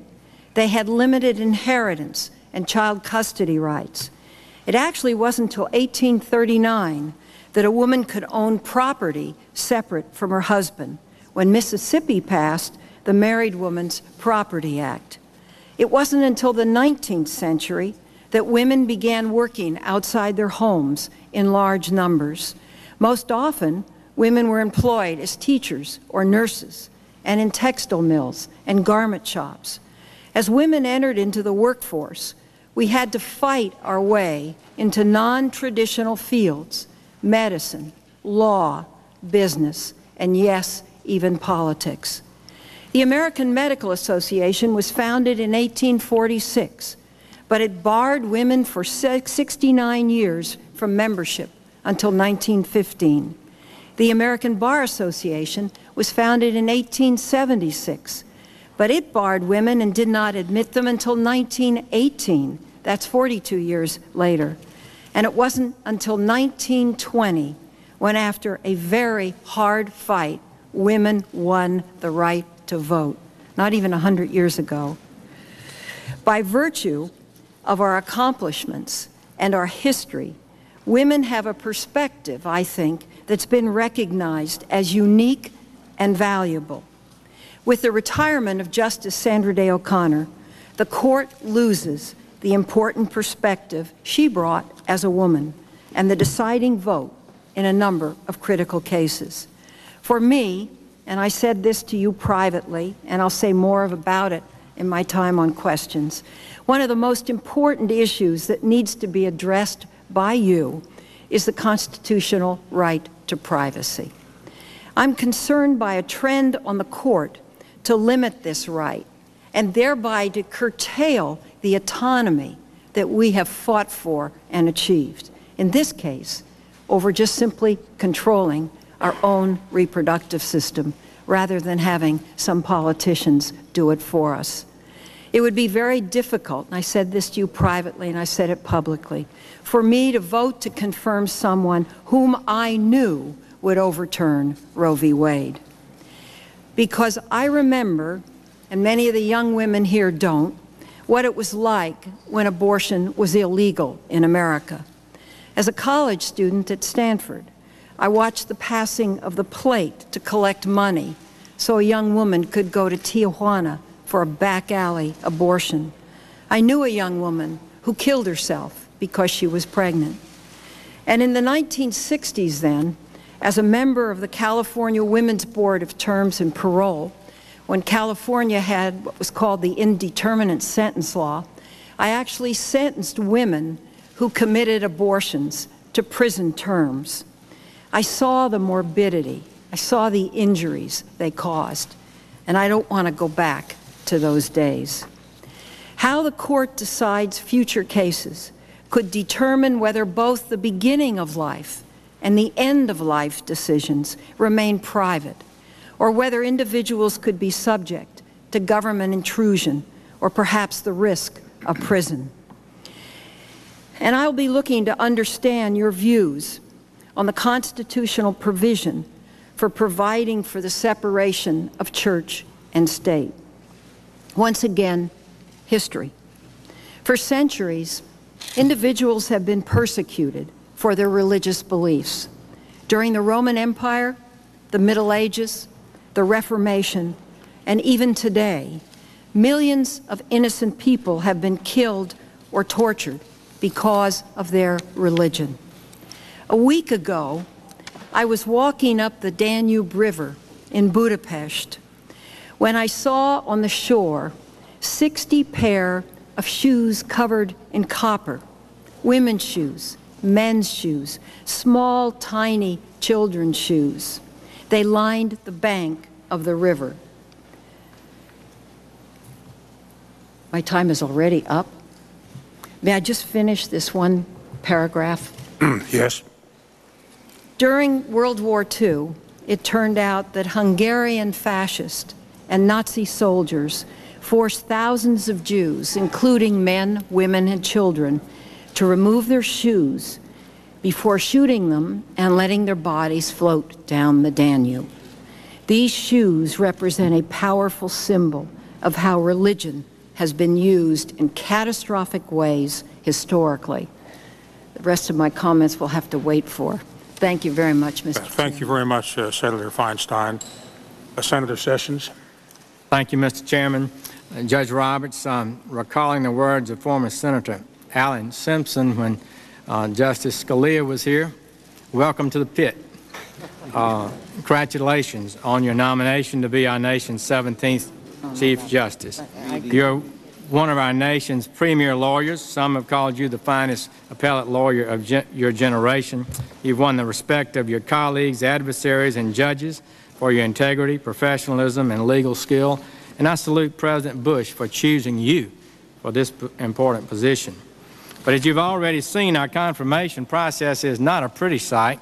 Time and again, you will have your legal positions, your pre-decisional memoranda, even as a young lawyer, distorted or taken out of context. And these attacks are driven most often by outside groups. They will dig through the many complex cases you've dealt with in an effort to criticize your record.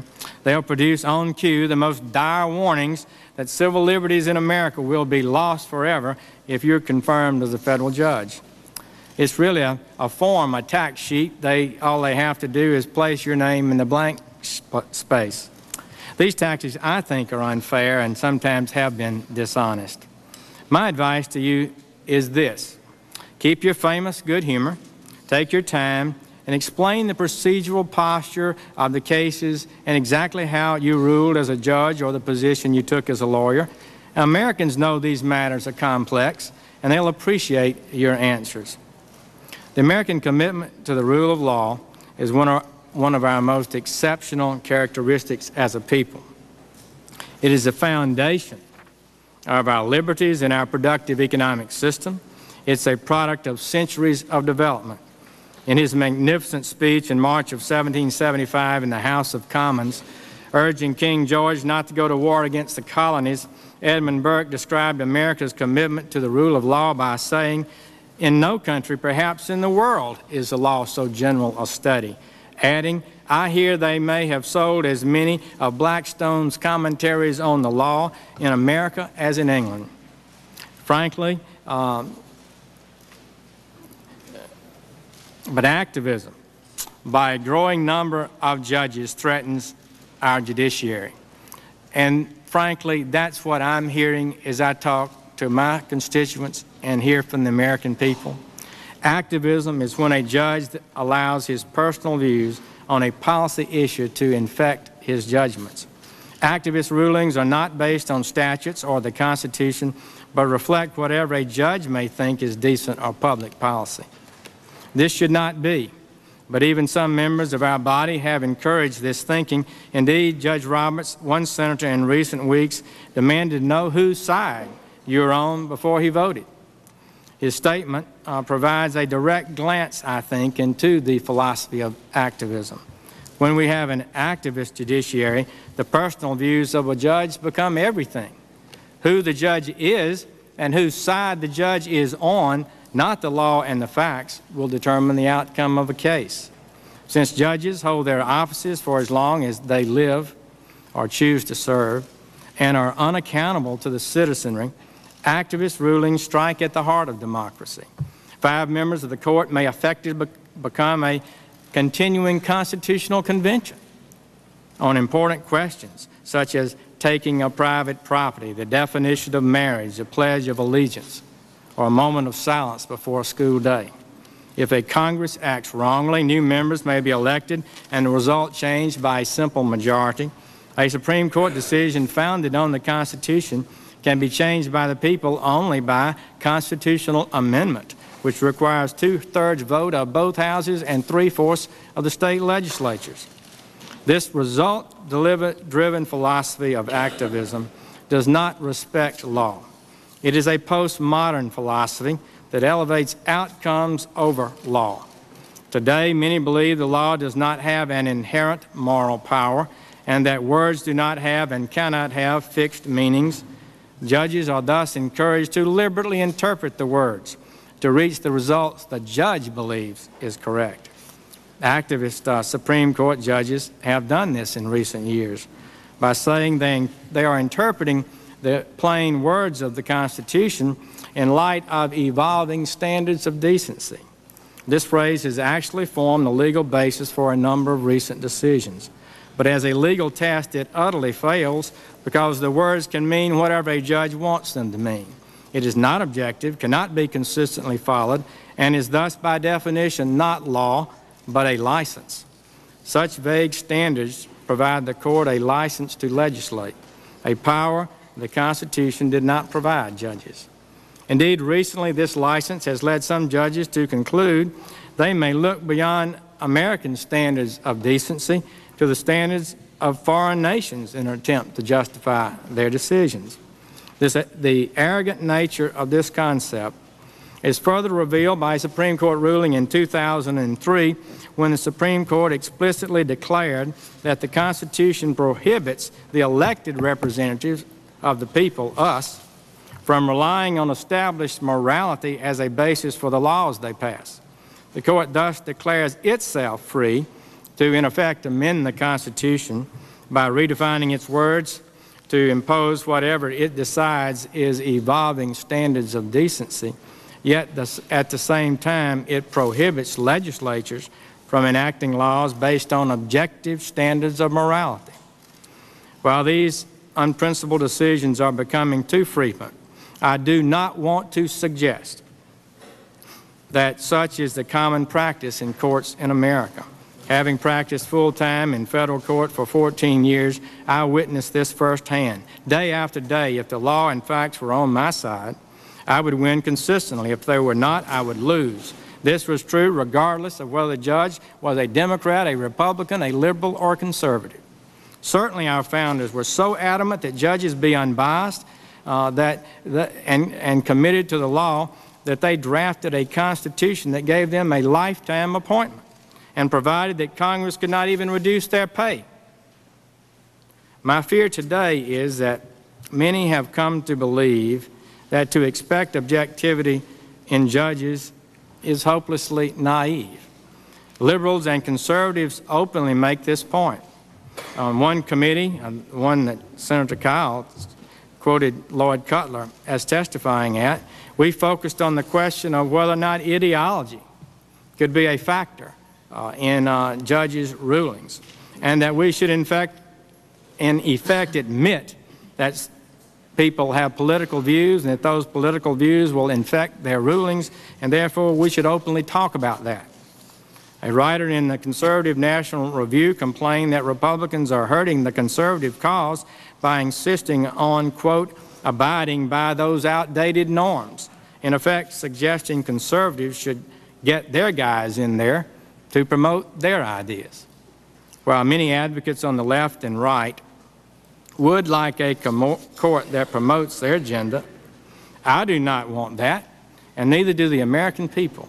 What we must have, what our legal system demands, is a fair and unbiased umpire, one who calls the game according to the existing rules and does so competently and honestly every day.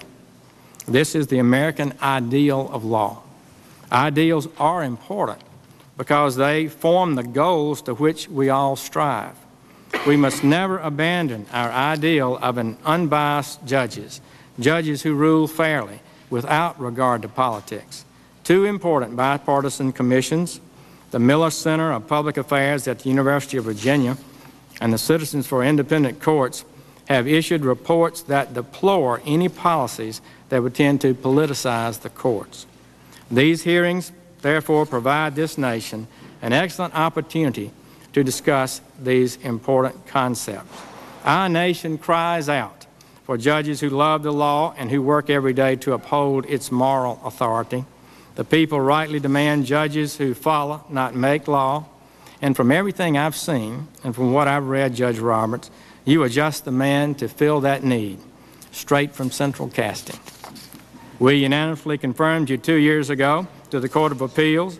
I'm confident that after this exhaustive process, you will be confirmed to the august position of Chief Justice of the United States Supreme Court. I look forward to participating in the hearing with you and congratulate you on being nominated to the position. Thank you very much, Senator Sessions. Senator Feingold. Mr. Chairman, thank you, and Judge Roberts, welcome. Welcome to you and your entire family. And first I want to say, Mr. Chairman, how much I appreciate the even-handed way that you and Senator Leahy have approached the preparations for the hearing. Judge Roberts, I also want to thank you in advance for the long hours you will put in with us this week. I wish you well, and I truly do admire your record and your impressive career. This is a confirmation proceeding, however, not a coronation. It is the Senate Judiciary Committee's job to ask tough questions. We are tasked by the Senate with getting a complete picture of your qualifications, your temperament, and how you will carry out your duties. Obviously, nominees to the Supreme Court must be subject to the highest level of scrutiny. And so as the nominee to be the Chief Justice of the United States, you will be subject to the ultimate level of scrutiny. Our colleagues in the Senate and the citizens of this country are entitled to a hearing that will actually help them decide whether you should be confirmed. And I'm sure you understand that. This is a lifetime appointment to preside over the Supreme Court and lead the entire federal judiciary. You are obviously very talented, and you also look healthy. So I'm sure you appreciate the importance of this hearing for the future of our country. Some have called for a dignified process. So have I. But at times it sounds like what some really want for the nominee is an easy process. That is not what the Constitution or the traditions of the Senate call for. If by dignified they mean that tough and probing questions are out of bounds, I must strongly disagree. It is not undignified to ask questions that press the nominee for his views on the important areas of the law that the Supreme Court confronts.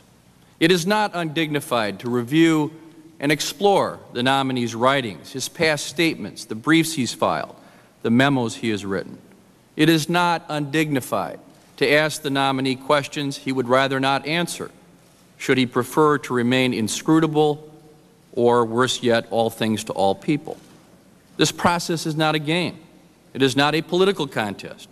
It is one of the most important things that the Senate does: confirm or reject nominees to the highest court in the land, and we as senators must take that responsibility very seriously. The most recent 9 justices of the Supreme Court served together almost as long as any other court in history, more than 11 years. Because the court has been so stable for so long, and Chief Justice Rehnquist presided over it for 19 years, members of Congress and lawyers and the public have come to know the views of the justices pretty well. Many court watchers have become pretty good at predicting the outcome of cases. That predictability is about to be tested because we will now have a new Chief Justice, and because a member of the court who was the deciding vote in many cases has also announced her retirement. I don't think, however, that the public is required to wait until a new Chief Justice is seated on the court to get some idea of how that new Chief Justice thinks, how that new Chief Justice will approach controversial issues that might come before the court, and how that new Chief Justice also might run the court. This hearing is our only opportunity to hear from this nominee how he would approach the important issues facing the court. In fact, I was struck as I was preparing for this hearing by remarks written years ago by my friend and colleague Senator Grassley from Iowa, and a senior member of this committee, in the committee report on the nomination of Justice O'Connor. The current nomination to the position of Chief Justice makes his remarks even more apt. Senator Grassley said the following: "I do not agree that commenting on past Supreme Court decisions is a commitment to hold a certain way on future cases, and I feel that in order that we as senators fulfill our duty, it is incumbent upon us to discover a nominee's judicial philosophy. In that we had a very limited number of judicial opinions rendered by Judge O'Connor on constitutional questions, it was my hope," Senator Grassley said, "by asking specific questions regarding past Supreme Court decisions, that the committee might obtain a clearer understanding of her philosophy. My purpose was to satisfy my questions regarding Judge O'Connor's record, in that I felt it was less than complete than many other Supreme Court nominees who have had extensive experience either on the federal bench or in leadership positions in the profession of law. In some ways, Mr. Chairman, the record of our current nominee to the court raises similar questions. He has a long record as a lawyer, but he's been on the federal bench for only 2 years, and we have little in the way of his own writings on the issues before the court to evaluate. So like Senator Grassley, I am interested in this nominee's views on a number of cases. I don't think that getting his reaction to those decisions will commit him to a vote in a certain way in a future case. After all, it is not that past case he will be deciding, but a different one. Even the current justices, whose views on specific cases are well known, since they either wrote or joined one opinion or another, do not have to recuse themselves from a future case just because we know what they think of a crucial precedent in that case. So I am looking for Judge Roberts to be forthcoming with this committee about his views. So to show the Senate's role in this process the respect it deserves, he should make every effort to be responsive. Chief Justice Rehnquist himself acknowledged the importance of the Senate's role when he wrote the following in his last annual report on the federal judiciary. Our Constitution has struck a balance between judicial independence and accountability, giving individual judges secure tenure, but making the federal judiciary subject ultimately to the popular will, because judges are appointed and confirmed by elected officials.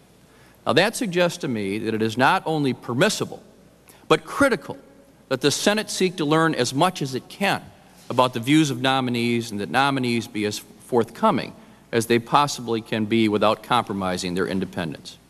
Now, we do have a mountain of material from the nominee's early years as a lawyer in the Justice Department and White House Counsel's Office of the Reagan administration.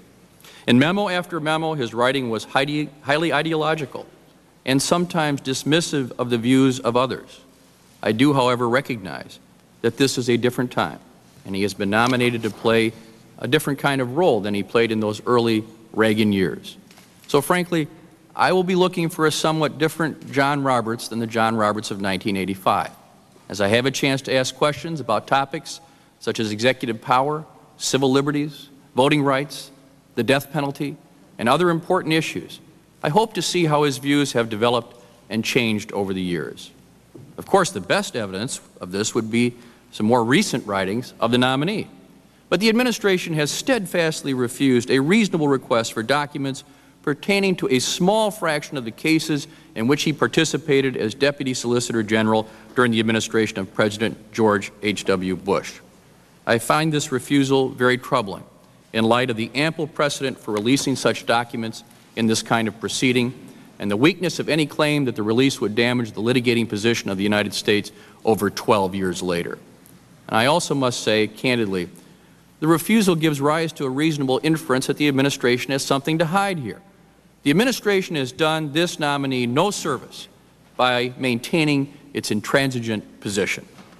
Mr. Chairman, it goes without saying that the Supreme Court is one of the most important institutions in our constitutional system, and that the position of Chief Justice of the United States is one of the most important positions in our government. The impact of this nominee on our country, should he be confirmed, will be enormous. That means our scrutiny of this nominee must be intense and thorough. In my view, we must evaluate not only his qualifications, but also his ability to keep an open mind, his sensitivity to the concerns of all Americans and their right to equal protection under the laws, not only his intellectual capacity, but his judgment and wisdom, not only his achievements, but his fairness and his courage to stand up to the other branches of government when they infringe on the rights and liberties of our citizens. But Judge Roberts, I look forward to the opportunity to question you, and I thank you, Mr. Chairman, again for the opportunity to speak today. Thank you very much, Senator Feingold. We will take a 15-minute break, and Senator Graham will be recognized for his opening statement at 2:15.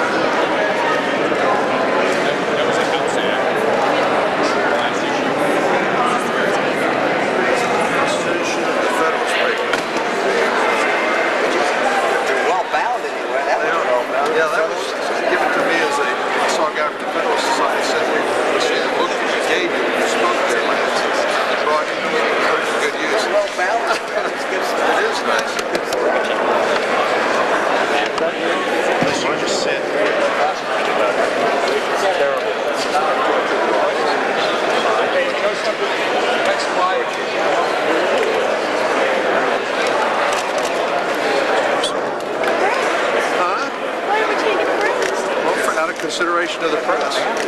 Well, hey. We figured the press might need to take a... Hey, Condoleezza Rice, man, she went right through 7 hours.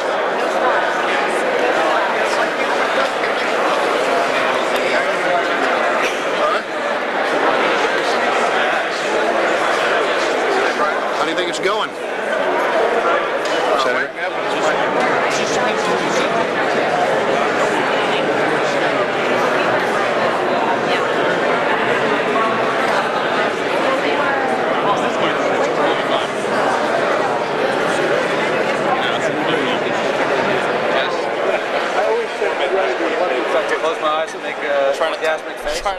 After this break, we'll hear opening statements by Senators Lindsey Graham, Chuck Schumer, John Cornyn, and Dick Durbin. And in a little over an hour, the opening statement by Judge Roberts. And do it like 3 times.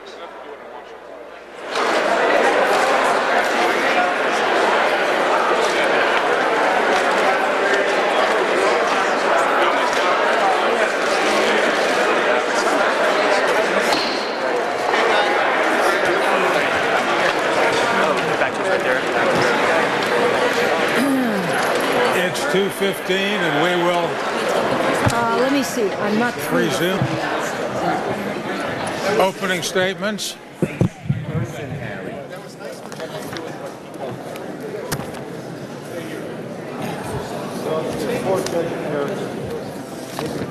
Yeah, Harry, look who you picked. Pick on me.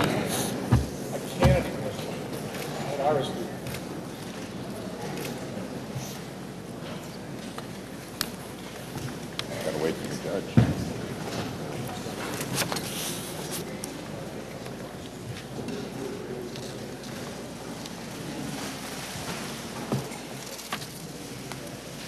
Senator Graham, you are recognized for your opening statement. Thank you, Mr. Chairman. Thanks for the seventh inning stretch, too. We all very much appreciate it. Judge Roberts, playing a little bit off of what my colleague Senator Feingold said, I don't think you expect it to be easy. And having to listen to 18 senators proves the fact it's not going to be easy. But I hope that we will live up to our end of the bargain to make it fair. And fair is something that comes around in September in South Carolina, or it can be an idea. The idea of treating you fairly is very important to me because not only are you on display, but the Senate's on display. And Senator Kennedy said something that I disagree with, but he's very passionate in his statement. He said the central issue is whether or not you will embrace policies, certain set of policies, or whether or not you will roll back certain policy decisions.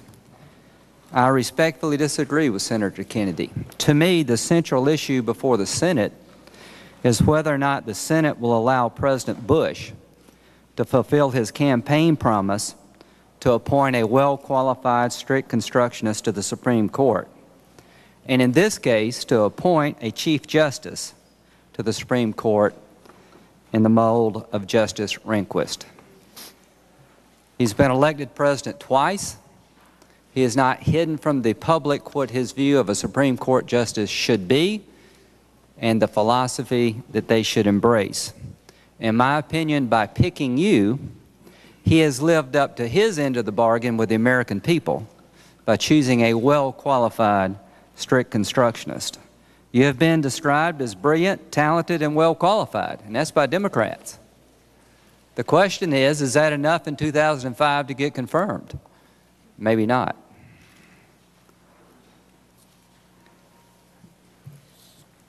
Professor Michael Gerhardt has written an article in 2000 called The Federal Appointments Process, and I think he has given some advice to our Democratic friends in the past and maybe recently about the confirmation process that we're engaged in today. And he has written, the Constitution establishes a presumption of confirmation that works to the advantage of the President and his nominee. I agree with that. Elections matter. We're not here to debate how to solve all the nation's problems. We're not here to talk about liberal philosophy versus conservative philosophy and what's best for the country. We're here to talk about you and whether or not you are qualified to sit on the Supreme Court, whether or not you have the intellect, the integrity, and the character. And it has been said in the past by members of this committee, Senator Kennedy, I believe it's recognized by most senators that we're not charged with the responsibility of approving justices if their views always coincide with our own. We're really interested in knowing whether the nominee has the background, experience, qualifications, temperament, and integrity to handle the most sensitive, important, and responsible job, and that's being on the Supreme Court.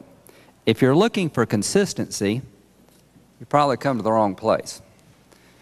Because the truth of the matter is that we're all involved in the electoral process ourselves, and we have different agendas.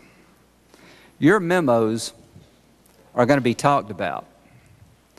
The memos you wrote while you were working for President Reagan and Bush 1, in my opinion, reflect a conservative lawyer advising a conservative president about conservative policies.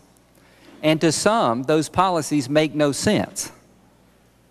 Those policies are out of the mainstream, but this hearing is about whether or not you're qualified.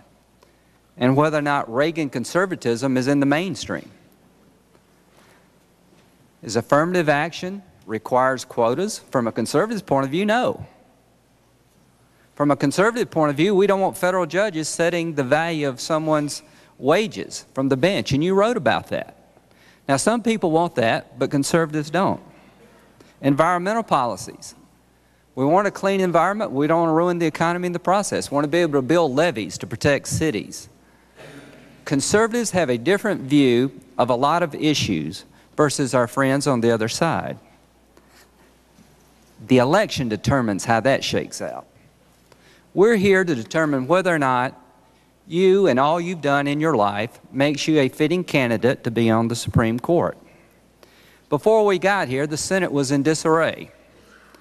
May 23rd of this year, I engaged in a compromise agreement with 7 Democrats and 7 Republicans to keep the Senate from blowing itself up.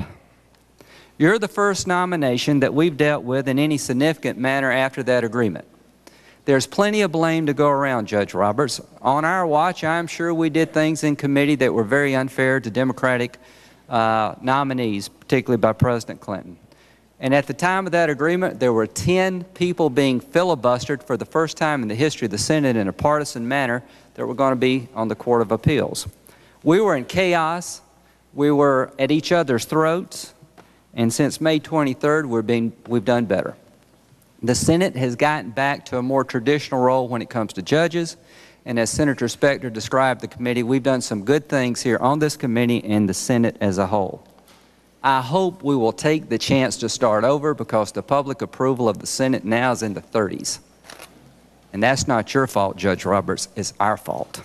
We have an opportunity as senators to show that we can disagree based on philosophy but give you a fair shake. The question is whether we'll rise to the occasion. I'm hopeful we will based on the statements being made. What is the standard for a senator to confirm a Supreme Court nominee? Whatever the senator wants it to be. And really, that's the way it should be. But there should be some goals, in my opinion. The way we conduct ourselves, one of the goals we should have is to make sure we don't run good people away from wanting to be a judge. I don't know what it's like to sit at home and turn on the television and watch a commercial about you in the presence of your wife and your kids that say some pretty unflattering things about you. That's just not a problem you faced. I'm sure Democratic nominees have faced the same type problem. We shouldn't, in our standard, trying to come up with a standard, invalidate election. The president won.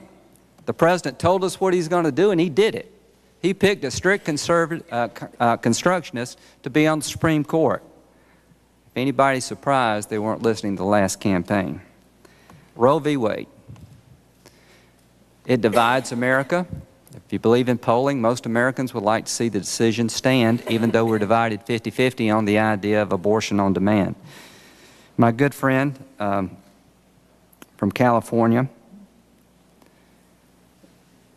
has expressed a view about Roe v. Wade, which I completely understand and respect. I can just tell you, Judge Roberts, there are plenty of women in South Carolina who have an opposite view about abortion. If we were to make our votes, base our votes on that one principle, Justice Ginsburg would not be Justice Ginsburg.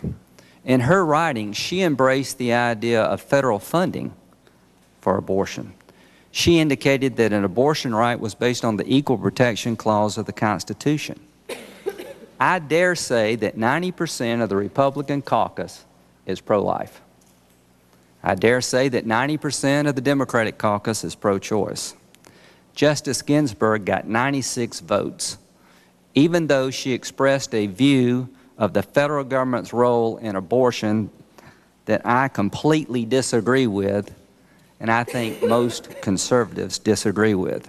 There was a time, not too long ago, Judge Roberts, where it was about the way you lived your life, how you conducted yourself, what kind of lawyer you were, what kind of man or woman you were, not whether you had an allegiance to a specific case or a particular cause. Let's get back to those days. Let's get back to the days where the Ginsburgs and the Scalias can be pushed and pressed, but they can be honored for their commitment to the law and the way they lived their life. Let's get back to the good old days where we understood that what we were looking for was well-qualified people to sit on the highest court of the land, not political clones of our own philosophy.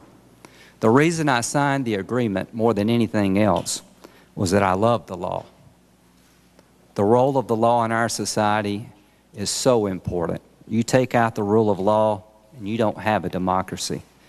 The law, Judge Roberts, to me, represents a quiet place in American discourse. Politics is a loud, noisy, and destructive place. But the courtroom is a quiet place where the weak can challenge the strong and the unpopular can be heard. I know you will honor the rule of law in our country, and you will be a judge that we all can be proud of. God bless you and your family. Thank you very much, Senator Graham. Senator Schumer. Thank you, Mr. Chairman. And Judge Roberts, welcome to you and Mrs. Roberts, your parents, your family, your two beautiful children. I join my colleagues in congratulating you on your nomination to the position of Chief Justice of the United States. Now, this is indisputably the rarest opportunity in American government. In the entire history of the Republic, we have had but 16 Chief Justices. But the responsibility is as great as the opportunity is rare. The decisions of the Supreme Court have a fundamental impact on people's lives, and the influence of a Chief Justice far outlasts that of a president. As the youngest nominee to the High Court's top seat in 204 years, you have the potential to wield more influence over the lives of the citizens of this country than any jurist in history. I cannot think of a more awesome responsibility. Awesome not in the way my teenage daughter would use the word, but in the biblical sense of the angels trembling in the presence of God. But before you can assume that responsibility, we senators, on behalf of the people, have to exercise our own responsibility. Fundamental to that responsibility is our obligation to ascertain your legal philosophy and judicial ideology. To me, the pivotal question which will determine my vote is this: are you within the mainstream, albeit the conservative mainstream, or are you an ideologue who will seek to use the court to impose your views upon us, as certain judges, past and present, on the left and on the right, have attempted to do? The American people need to learn a lot more about you before they and we can answer that question. You are without question an impressive, accomplished, and brilliant lawyer. You're a decent and honorable man. You have a remarkable resume. There are those who say your outstanding and accomplished resume should be enough, that you should simply promise to be fair, and that we should confirm. I disagree. To me, the most important function of these hearings, because it's the most important qualification for a nominee to the Supreme Court, is to understand your legal philosophy and judicial ideology. This is especially true now that judges are largely nominated through an ideological prism by a president who has admitted he wants to appoint justices in the mold of Scalia and Thomas. To those who say ideology doesn't matter, they should take their quarrel to President Bush. I began to argue that a nominee's judicial ideology was crucial 4 years ago. Then I was almost alone. Today, there is a growing and gathering consensus on the left and on the right that these questions are legitimate, important, and awful crucial. Therefore, I and others on both sides of the aisle will ask you about your views. Here's what the American people need to know beyond your resume. They need to know who you are and how you think. They need to assess not only the sharpness of your mind, but the fullness of your heart. They need to believe that an overachiever can identify with an underdog who has nothing but the Constitution on his side. They need to understand that your first-class education and your advantaged life will not blind you to the plight of those who need help and who rely on the protections of the Constitution, which is every one of us at one point or another. They need to be confident that your claim of judicial modesty is more than easy rhetoric, that your praise of legal stability is more than lip service. They need to know, above all, that if you take the stewardship of the High Court, you will not steer it so far out of the mainstream that it founders in the shallow waters of extremist ideology. As far as your own views go, however, we only have scratched the surface. In a sense, we have seen maybe 10% of you, just the visible tip of the iceberg, not the 90% that is still submerged. And we all know that it is the ice beneath the surface that can sink the ship. For this reason, it is our obligation to ask and your obligation to answer questions about your judicial philosophy and legal ideology. If you can't answer these questions, how are we to determine whether you're in the mainstream? A simple resume, no matter how distinguished, cannot answer that question. So for me, the first criterion upon which I will base my vote is whether you will answer questions fully and forthrightly. We do not want to trick you, badger you, or play a game of gotcha. That is why I met with you privately 3 times, and that's why I gave you a list of questions in advance of these hearings. It's not enough to say you will be fair. If that were enough, we'd have no need for a hearing. I have no doubt you believe you'll be a fair judge. I have no doubt that Justice Scalia thinks he is a fair judge, and that Justice Ginsburg thinks she is a fair judge. But in case after case, they rule differently. They approach the Constitution differently, and they affect the lives of 280 million Americans differently. That is so, even though both Scalia and Ginsburg believe that they are fair. You should be prepared to explain your views of the First Amendment and civil rights and environmental rights, religious liberty, privacy, workers' rights, women's rights, and a host of other issues relevant to the most powerful lifetime post in the nation.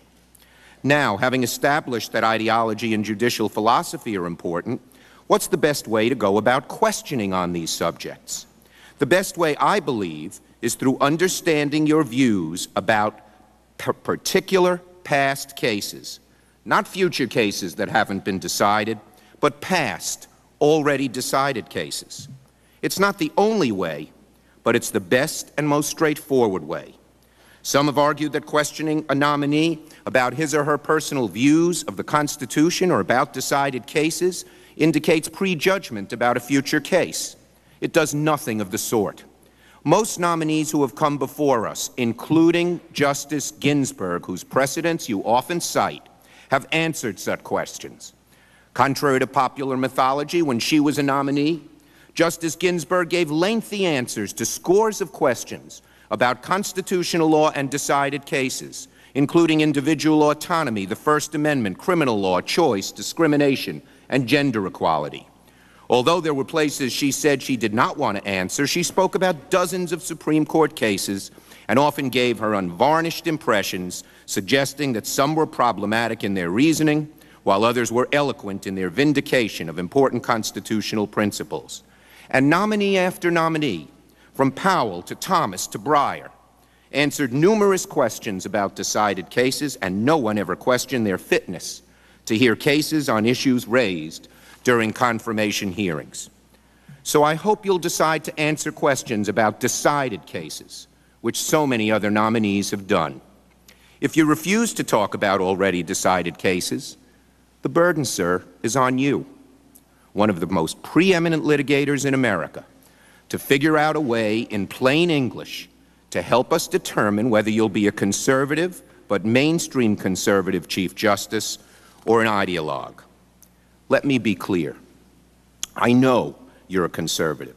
I don't expect your views to mirror mine. After all, President Bush won the election, and everyone understands that he will nominate conservatives to the court.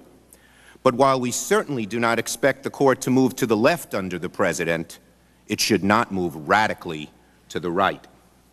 You told me when we met that you were not an ideologue, and you share my aversion to ideologues. Yet, you've been embraced by some of the most extreme ideologues in America, like the leader of Operation Rescue. That gives rise to a question many are asking. What do they know that we don't? Judge Roberts, if you want my vote, you need to meet two criteria. First, you need to answer questions fully so we can ascertain your judicial philosophy. And second, once we have ascertained your philosophy, it must be clear that it is in the broad mainstream. Judge Roberts, if you answer important questions forthrightly and convince me you're a jurist in the broad mainstream, I'll be able to vote for you. And I would like to be able to vote for you. But if you do not, I will not be able to vote for you. Mr. Chairman, I have high hopes for these hearings. I want and the American people want a dignified, respectful hearing process, open, fair, thorough, above board, one that not only brings dignity, but even more importantly, information about Judge Roberts' views and ideology to the American people. I, along with all of America, look forward to hearing your testimony. Thank you, Senator Schumer. Senator Cornyn. Thank you, Mr. Chairman. Judge Roberts, let me also join in extending a warm welcome to you and your family for these hearings.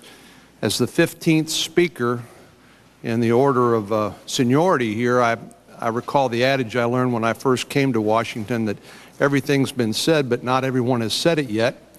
And perhaps by the time this hearing is over this week, you will have a fuller appreciation than you do now for that. But, of course, you are a known quantity, so to speak, to this committee and to this Senate, having been confirmed by unanimous consent just 2 short years ago. And I want to extend a compliment to you on your judicial service. You have served with distinction in your current capacity. While the importance of your nomination as Chief Justice of the United States cannot be overstated, it seems as though each new nomination to the court brings an element of drama somewhat akin to an election. Indeed, we've seen special interest groups raising money, running television advertisements, and even trying to coerce you into stating your opinion on hot-button issues that are likely to come before you as a judge as if this were an election. But of course, this is not an election, and no reasonable person expects you to make promises to politicians about how you're likely to rule on those issues when they come before the court as a condition of confirmation. Still, some in our country have lost sight of the proper role of an unelected judge, where the people are sovereign and where government enjoys no legitimacy except by consent of the governed. They see unelected judges as primarily as policymakers and arbiters of every pressing social issue that might arise, with the authority to dictate to the people what they think is good for us.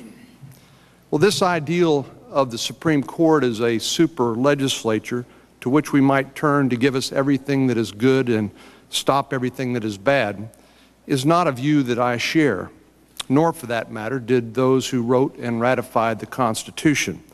The Constitution does not guarantee everything that is good and prohibit everything that is bad, or it could have been written in 2 sentences. Rather, it guarantees some specific things, it prohibits some specific things, and leaves the rest to be sorted out through the democratic process. Alexander Hamilton, as you know, wrote in the Federalist Papers, which argued for ratification of the Constitution, that the judicial branch he predicted would be known as the least dangerous branch.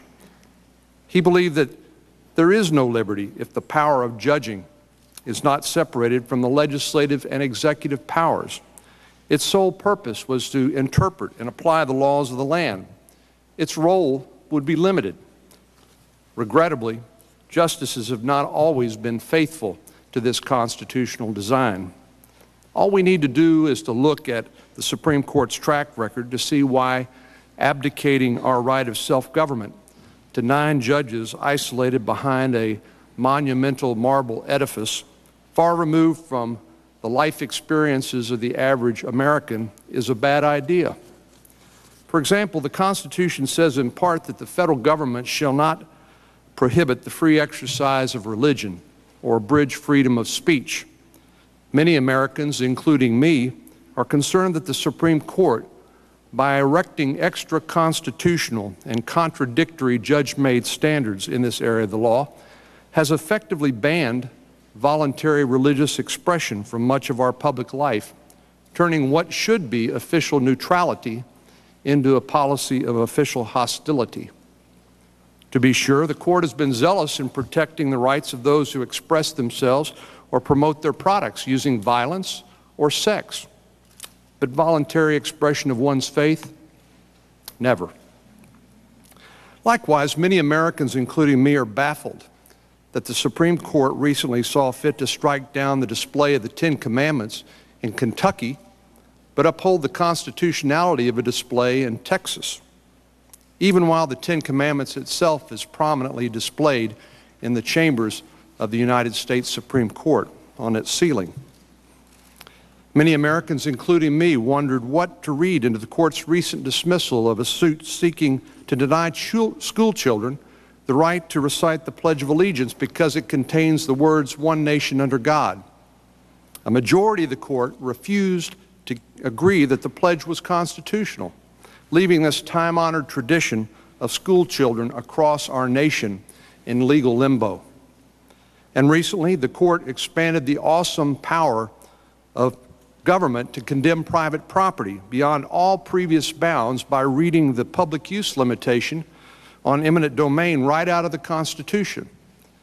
Justice O'Connor warned, "The specter of condemnation now hangs over all property. Nothing is to prevent the state from replacing any Motel 6 with a Ritz-Carlton, any home with a shopping mall, or any farm with a factory." On what legitimate basis can the Supreme Court uphold state laws on the death penalty in 1989, then strike them down in 2005, relying not on the written Constitution, which of course had not changed, but on foreign laws that no American has voted on, consented to, or may even be aware of? When in 2003 the court decided Lawrence versus Texas, the court overruled a 1986 decision on the constitutionality of state laws based on the collective moral judgment of those states about permissible sexual activity. What changed in that intervening time? Did the Constitution change? Well, no. Did the justices change? Yes. But should that determine a different meaning of the Constitution? Are some judges merely imposing their personal preferences under the guise of constitutional interpretation? Indeed, this was the same case, as you know, Judge Roberts, that served as the cornerstone of the Massachusetts Supreme Court's decision holding that state laws limiting marriage to a man and a woman amounted to illegal discrimination. Let me close on an issue that several senators have already mentioned today, and that is your obligation to answer our questions. Of course, I share with all of my colleagues a desire to, and a curiosity really, to know what you think about all sorts of issues. All of us are curious. But just because we're curious doesn't mean that our curiosity should be satisfied. You have no obligation to tell us how you will rule on any issue that might come before you if you're confirmed to the Supreme Court. It boils down to a question of impartiality and fairness.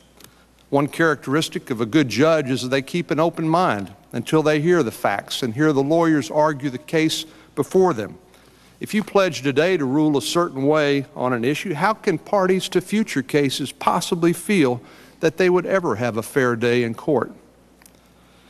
Justice Ginsburg, as we've heard already, one of the last Supreme Court justices confirmed by the Senate, noted not too long ago, in accord with long-standing norm, every member of the current Supreme Court declined to furnish such information. The line each justice drew in response to pre-confirmation questioning is crucial to the health of the federal judiciary. And this has come to be known as the Ginsburg standard, although it has been the norm for all nominees who come before the committee and before the Senate for confirmation.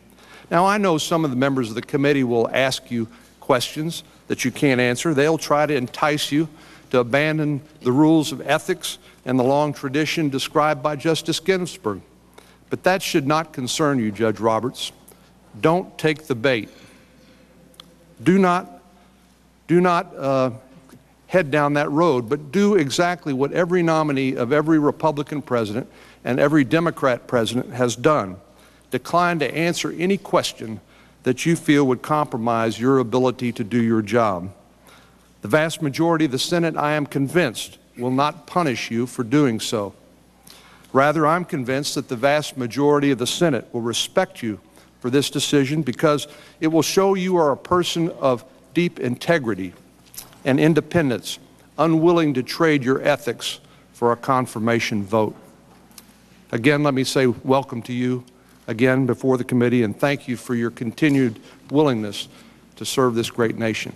Thank you, Senator Cornyn. Senator Durbin. Thank you, Mr. Chairman. Judge Roberts, welcome to you, your family. Congratulations on your nomination. The committee hearing began with the chairman telling us that you had shared the wisdom of 47 individual senators by visiting their office, some of them on several different occasions, and many people believe that that fact alone should earn you confirmation before the United States Senate. 12 years ago, at the nomination hearing of Justice Ruth Bader Ginsburg, my friend, Illinois Senator Paul Simon, said something worth repeating. He said to the nominee, and I quote, "You face a much harsher judge than this committee. That's the judgment of history. And that judgment is likely to revolve around one question. Did you restrict freedom or did you expand it?" I think Senator Simon put his finger on how the United States Senate should evaluate a nominee for a lifetime appointment to the federal bench. Judge Roberts, if you're confirmed to be the first Supreme Court justice in the 21st century, the basic question is this: will you restrict the personal freedoms we enjoy as Americans, or will you expand them? When we met in my office many weeks ago, I gave you a biography of a judge I admire greatly. His name was Frank Johnson, a federal district judge from Alabama and a lifelong Republican.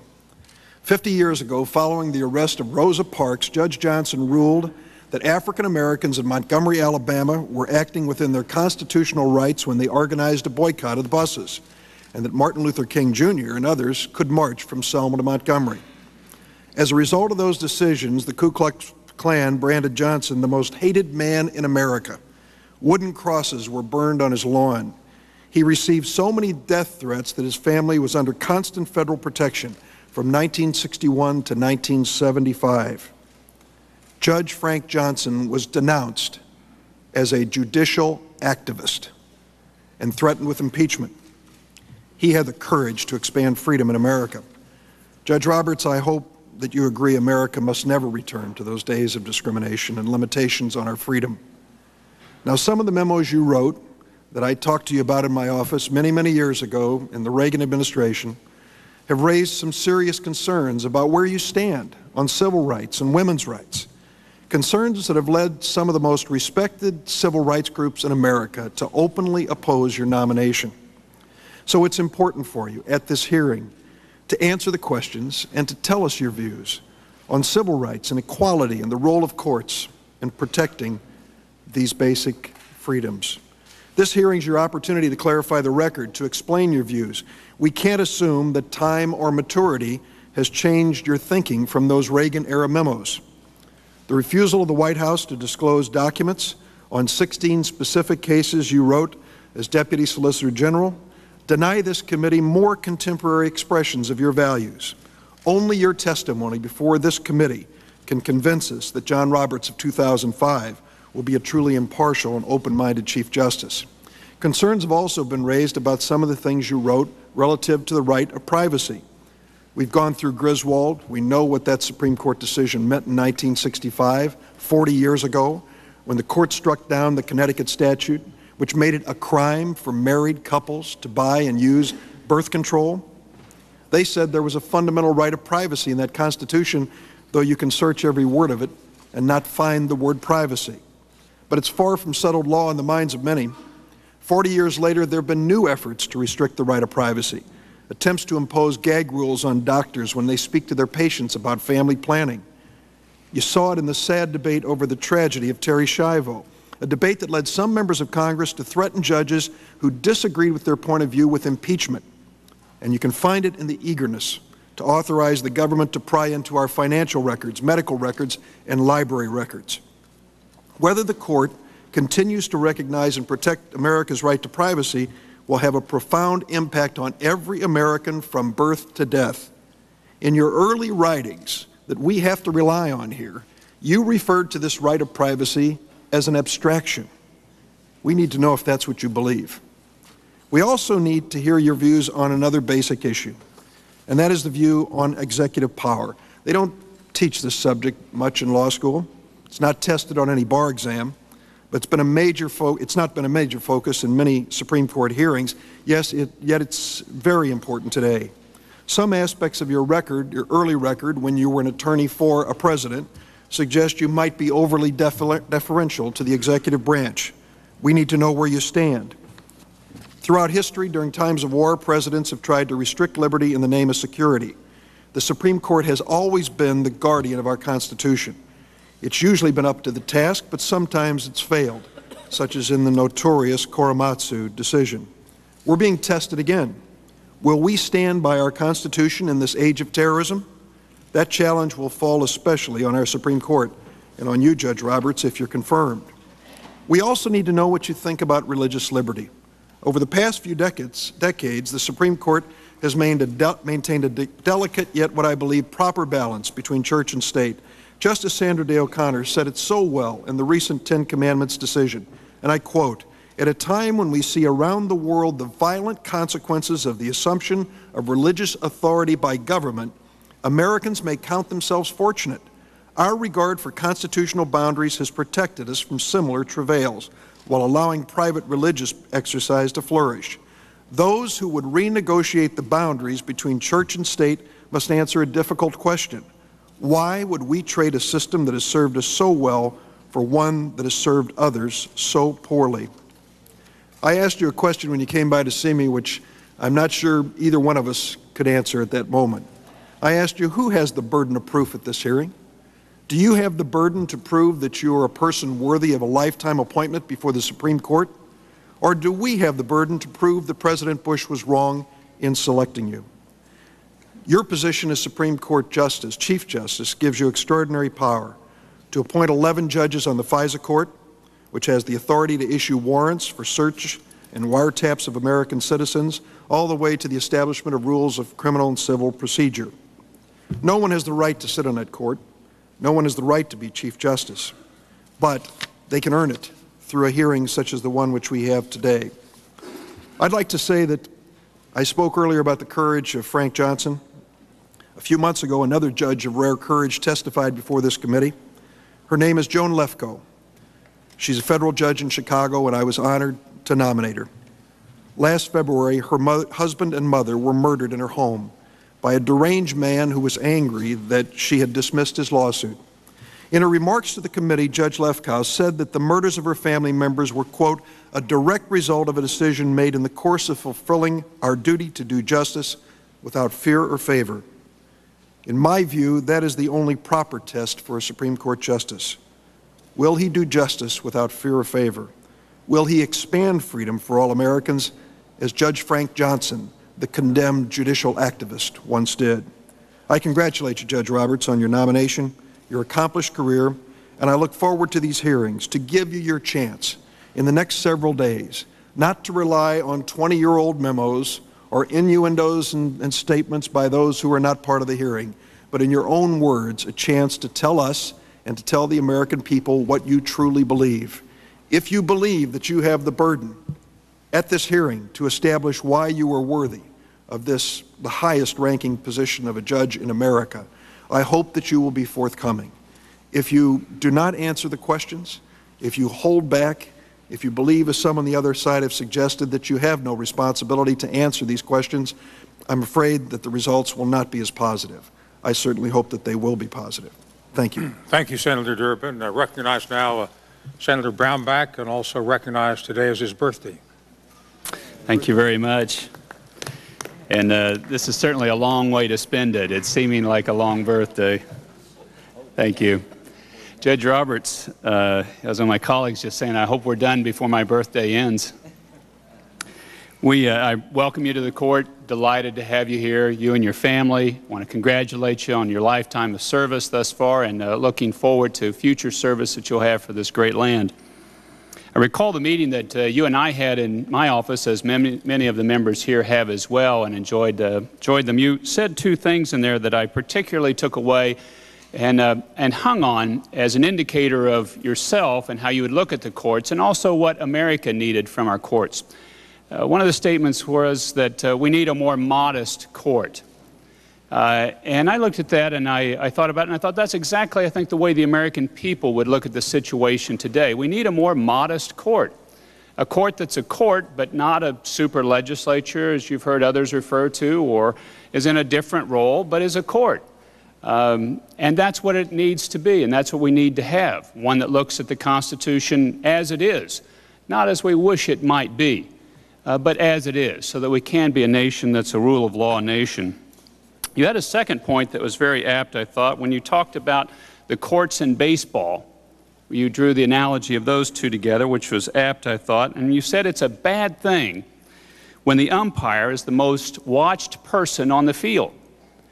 And I guess that appealed to me as well from the standpoint that where we are in today's American governance, where the legislature can pass the bill, the executive can sign it, but everybody waits and holds their breath until how the court's going to look at this and how it's going to interpret it, because it seems as if the court is the real mover of what the actual law is.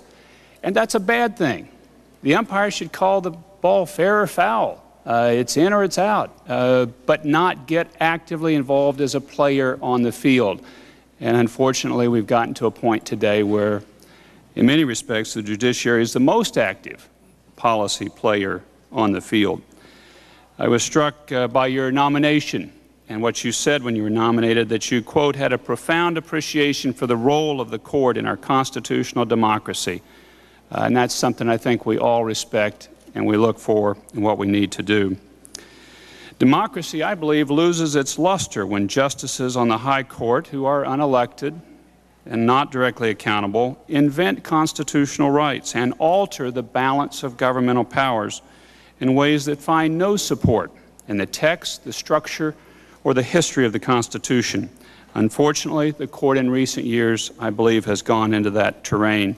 In our system of government, the Constitution contemplates that federal courts will exercise limited jurisdiction. They should neither write nor execute the laws, but simply say what the law is, in quoting Marbury versus Madison. The narrow scope of judicial power was the reason the people accepted the idea that the federal courts could have the power of judicial review. That is, the ability to decide whether a challenged law comports with the Constitution.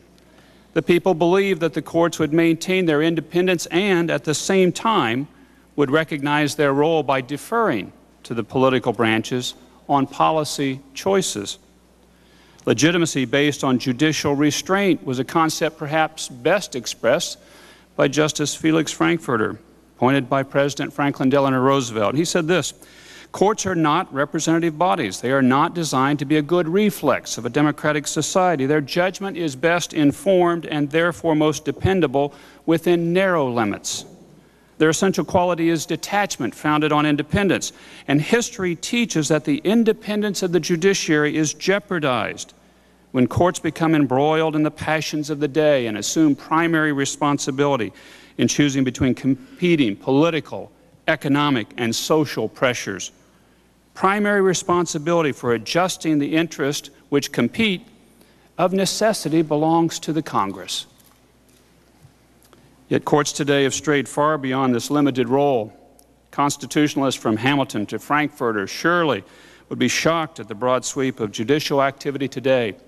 Just listen to some of them. Federal courts are redefining the meaning of marriage, deciding when a human life is worthy of protection, running prisons and schools by decree, removing expressions of faith in the public square, permitting the government under the Takings Clause to confiscate property from one person and give it to another in the name of private economic development, and then interpreting our American Constitution on the basis of foreign and international law.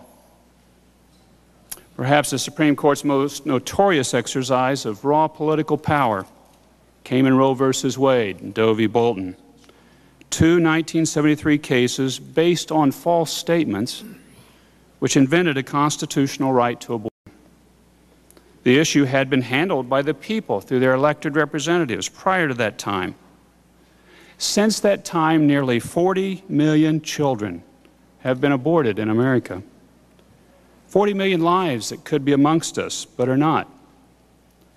Beautiful, innocent faces that could bless our existence and our families and our nation, creating and expanding a culture of life.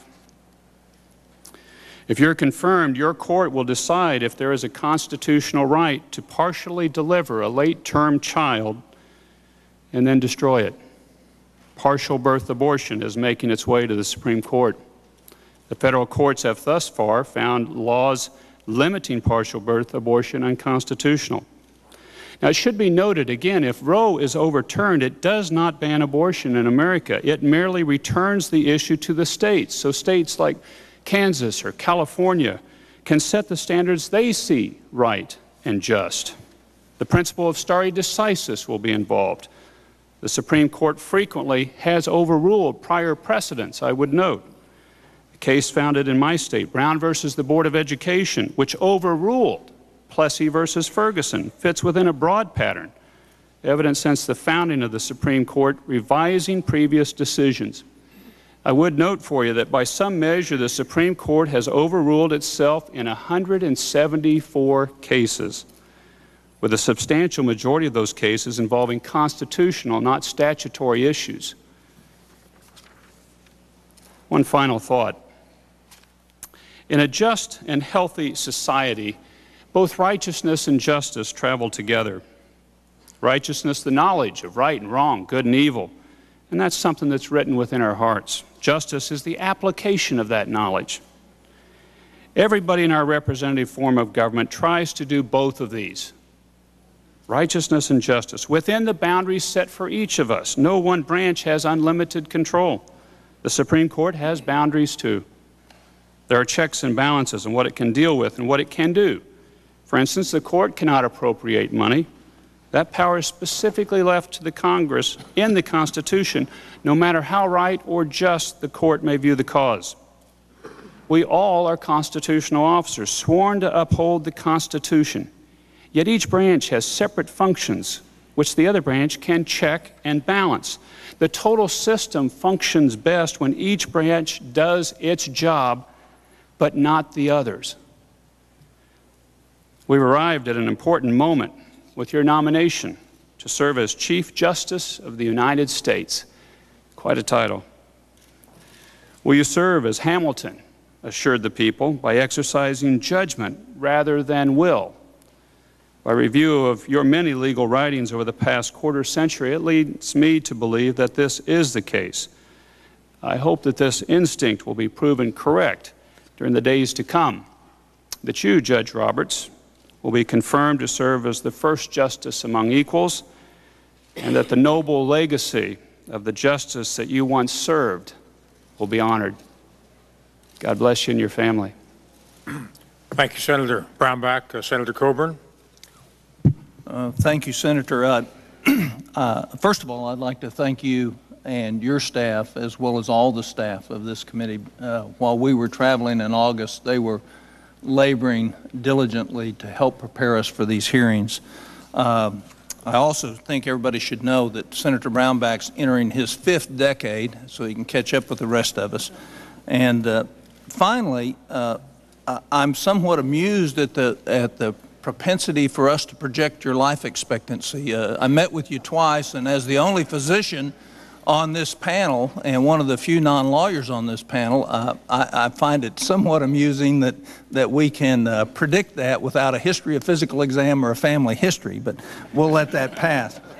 I am a physician, and up until the end of this month, and hopefully after that, I'll continue to practice. This weekend, I had the great fortune of delivering 2 little girls.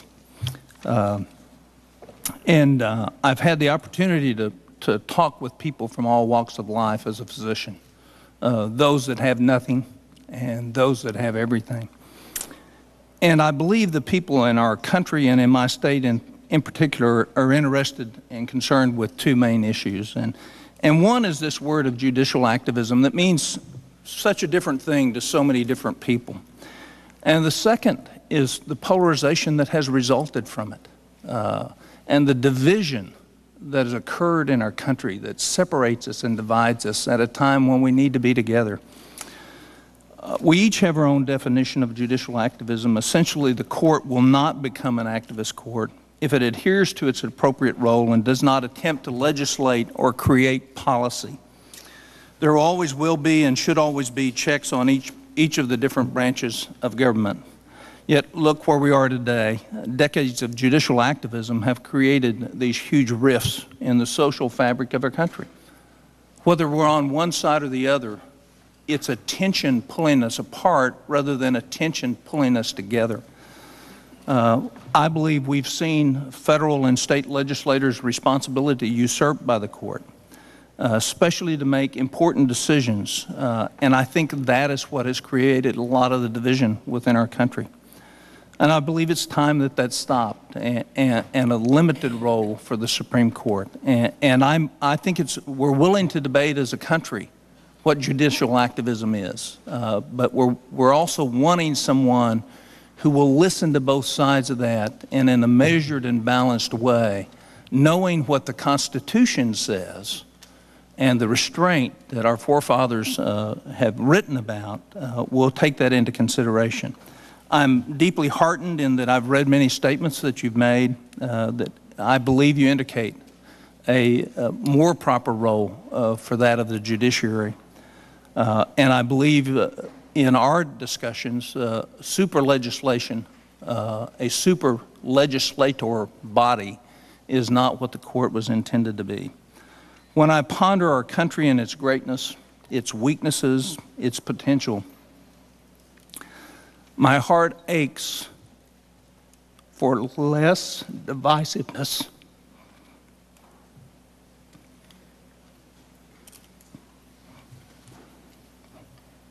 less polarization, less finger pointing, less bitterness, less mindless partisanship, which at times sounds almost hateful to the ear of Americans. The problems before our country are enormous. Our family structures have declined. Our dependency on government has grown. The very heritage of our country, which was born out of sacrifice by those who preceded us, is at risk. We are all Americans. We all want the greatest future for the generations to come. Protection for the innocent and the frail, support for those less fortunate. But most of all, we want an America that will live on as a beacon of hope, freedom, kindness, and opportunity. America is an idea. It's not competing ideologies. It's an idea that has proven tremendously successful, and when we reduce it to that of competing ideologies, we make it less than what it is. I believe the genius of our founders is that they recognized that individual rights were derived from a creator, not a king, not a court, not a legislature or a state. Our founders were concerned that if our rights derived from the state or a court, they could be taken away by a state or a court. Our Constitution enshrines this idea and gives its meaning in the rule of law. That's why it's important for us to respect the words of that Constitution. I would hope as we conduct these hearings over the next few days, our tendency as politicians to be insensitive, bitter, discourteous, and political will surrender to the higher values that define us as a nation. We have an opportunity to lead by example, to restore the values and principles that bind us together. How we conduct ourselves and how we treat you, Judge Roberts, can be a great start towards reconciliation in our country. I want one America, an America that continues to be divided is an America that is at risk. Our country waits for its leaders at all levels to rise to the occasion of rebuilding our future by placing our political fortunes last and constitutional principles first. and working diligently to reconcile each and every American to the freedom and responsibility that our republic demands. May God bless our efforts. Thank you very much, Senator Coburn. We now move to the presenters, Senator Lugar, Senator Bayh, and Senator Warner, and then the administration of the oath to Judge Roberts, and then Judge Roberts' opening statement. Welcome, Senator Lugar, as the senior presenter, elected in 1976, Indiana's senior senator. We have allotted 5 minutes each to the presenters.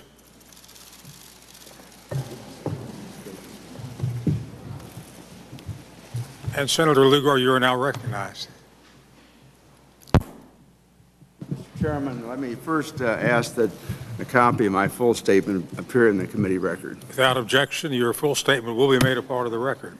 Thank you, Mr. Chairman. It's a genuine privilege and pleasure to appear before you, Senator Leahy, and my other distinguished colleagues who serve on this important committee.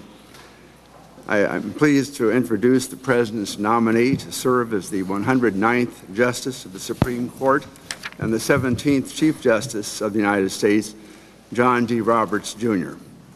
Judge Roberts was born in Buffalo, New York, but moved at age 8 to Indiana.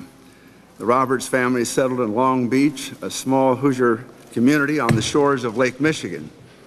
John attended local schools there and in nearby LaPorte, and in 1973 was graduated first in his high school class of 22, having also excelled in numerous extracurricular activities, including co-captaining the football team, despite self-described status as a slow-footed halfback.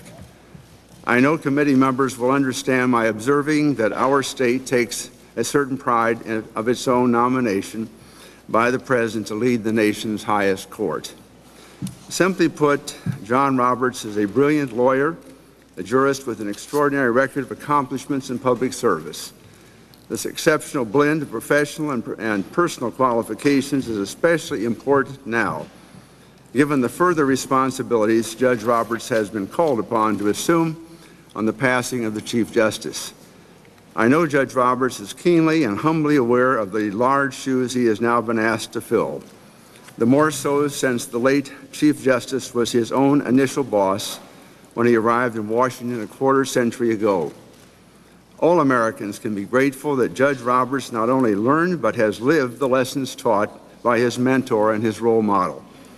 In my judgment, he is supremely qualified to carry forward the tradition of fair, principled, and collegial leadership that so distinguished the man for whom he once worked and has now been nominated to replace.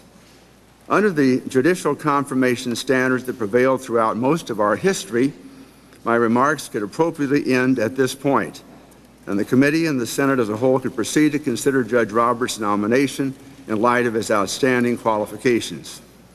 Indeed, nominees almost never testified in such hearings before 1955, and the last Supreme Court Justice from Indiana, Sherman Minton, was confirmed without controversy, despite declining even to appear before the committee following his nomination by President Truman.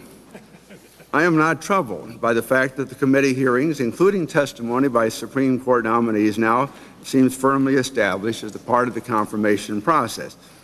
These proceedings serve a vital role in our deliberations and are a vivid course in living history for all Americans. But it's important we write that history well.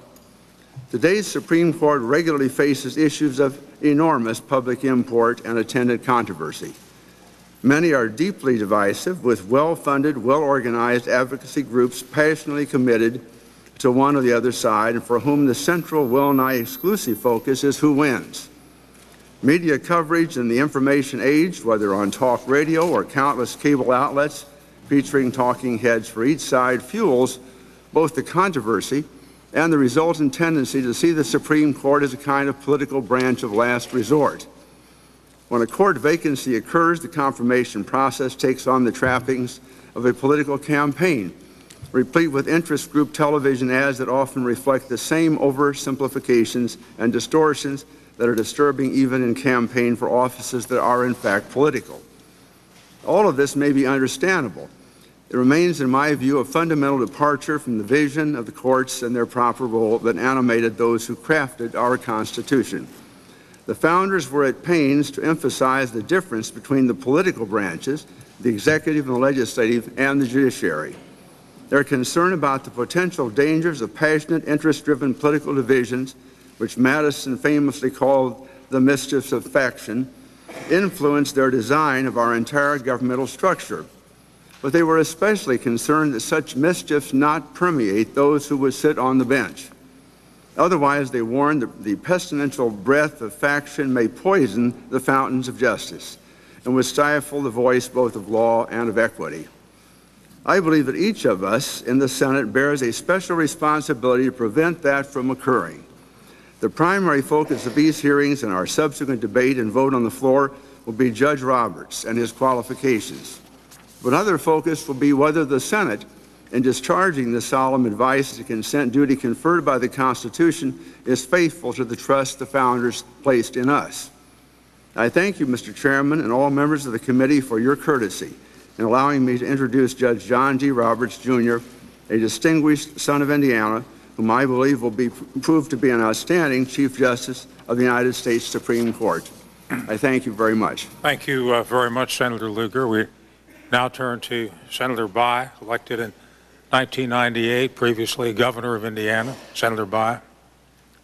Thank you very much, Chairman Specter, Senator Leahy, members of the Judiciary Committee. There isn't nearly enough civility in Washington today, so when I was asked to uphold long-standing and bipartisan tradition to introduce someone from my state, I did not hesitate to accept.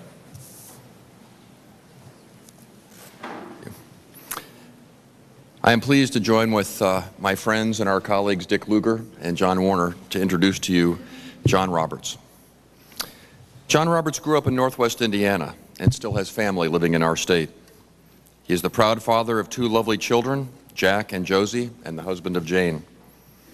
At only 50, Judge Roberts has had a distinguished legal career that would make most lawyers envious. He has argued 39 cases before our Supreme Court and won 25 of them. Most lawyers are lucky to argue and win 1 case before our nation's highest court. There is no question that Judge Roberts has achieved much through hard work and great ability to reach the pinnacle of the legal profession. If confirmed as Chief Justice of the Supreme Court, Judge Roberts could serve for 30 or more years. During that time, the court will likely hear cases that affect every aspect of the law and American life, from civil rights to women's rights, to property rights, to states' rights. I look forward to a full and clarifying discussion of his views on these important topics and others. Because for this nominee and for anyone who aspires to our nation's highest court, it is ultimately their beliefs, even more than their biography, which should determine the result of the confirmation process. As a fellow Hoosier, I am proud that someone from our state would be so talented and so successful to be considered for a position on the highest court of our land. Mr. Chairman, Senator Leahy, my colleagues, I am pleased to introduce to you a fellow Hoosier, Judge John Roberts. Thank you very much, Senator Bayh. Senator Warner, welcome back. When you were here earlier this morning, I said you'd be recognized at about 3:20. I want to apologize for being 2 minutes off. It's all right, Mr. Chairman. I'll take till 3:10 to finish my statement. You yield back your time to me. Microphone on. It seems to be on. Mr. Chairman. The full statement will be made a part of the record, Senator Warner. Members of the committee and Judge Roberts and his family, I find this a singular privilege in my now 27 years in this institution. Speaking of the institution, in 218 years since the Constitution was ratified, we've had 43 presidents, and this is the 17th Chief Justice. It seems to me that underscores the importance of this hearing. Further, the Senate deliberations in this hearing, followed by subsequent floor debate, provide a unique opportunity for generations of Americans, particularly the younger Americans, to acquaint themselves with how our government operates. And I'm absolutely confident that this distinguished committee, before whom I've appeared many, many times in these years, will comport yourself in a manner in the finest traditions of the Senate, and will impart in our audience across America, particularly the younger ones, a respect for and an understanding of the institution of the United States Senate and its responsibilities. The Constitution, together with the Bill of Rights, is an amazing document, for it is the reason that our nation's government stands today as the oldest, continuous, democratic republic form of government in the world today. Indeed, most all of the other bold experience in government have gone into the dustbin of history.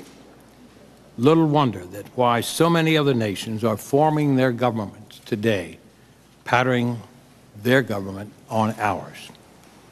But only if the President and the Senate fairly, objectively, and in a timely manner exercise these respective constitutional powers can the judicial branch have the numbers of qualified judges to properly serve the needs of our citizens. For this reason, in my view, a senator has no higher duty than his or her responsibilities under Article 2, Section 2. Recently, 14 senators, of which I was one, committed ourselves in writing to support the Senate leadership in facilitating the Senate's responsibility of providing advice and consent. In our Memorandum of Understanding, Senator Byrd and I incorporated language that spoke directly to the Founding Fathers' explicit use of the word advice. Without question, our framers put the word advice in the Constitution for a reason: to ensure consultation between a President and the Senate prior to the forwarding of a nominee to the Senate for consideration. I commend President Bush for the exemplary manner in which he conducted the advice and consent responsibility. Now, with the beginning of these hearings, the Senate commences the next phase, the consent phase of this constitutional process. After the committee consideration, the nomination moved to the full Senate for debate, followed by a vote. Throughout this process, the ultimate question will remain the same: whether the Senate should grant or deny consent. Now to this distinguished jurist. I judge his credentials to be Chief Justice in the same manner as I've applied to all others. Since I've been privileged to serve in this institution, I recounted there are about over 2,000 nominations that have come in this quarter of a century plus. I can say without equivocation, I've never seen the credentials of any nominee with stronger qualifications than Judge Roberts. Some 2 years ago, when nominated to serve in the Court of Appeals for the District of Columbia, I was privileged at his request to introduce him. At the time, he was relatively unknown. Today, the world knows him. We were brought together because we were both fortunate to have been partners at different times in our careers at the law firm of Hogan & Hartson, a venerable firm known for its integrity and rigid adherence to ethics. Among the firm's many salutary credentials has been the long known for its pro bono work. In fact, I'll share a personal story. In 1960, I was an assistant U.S. attorney, been there about 4 years. A knock came on my door, and in walked a very tall, erect man, introducing himself as having just been appointed to represent an indigent defendant charged with first-degree murder. We had a brief consultation. The trial followed. Midway in the trial, the defendant pleaded guilty to a lesser defense. That man was Nelson T. Hartson, senior partner and founder of this firm. I firmly believe that John Roberts shares in the belief that lawyers have an ethical duty to give back to the community by providing free legal services, particularly to those in need. The hundreds and hundreds of hours he spent working on pro bono cases are a testament to that. He didn't have to do any of it, The bar doesn't require it, but he did it out of the graciousness of his heart and an obligation.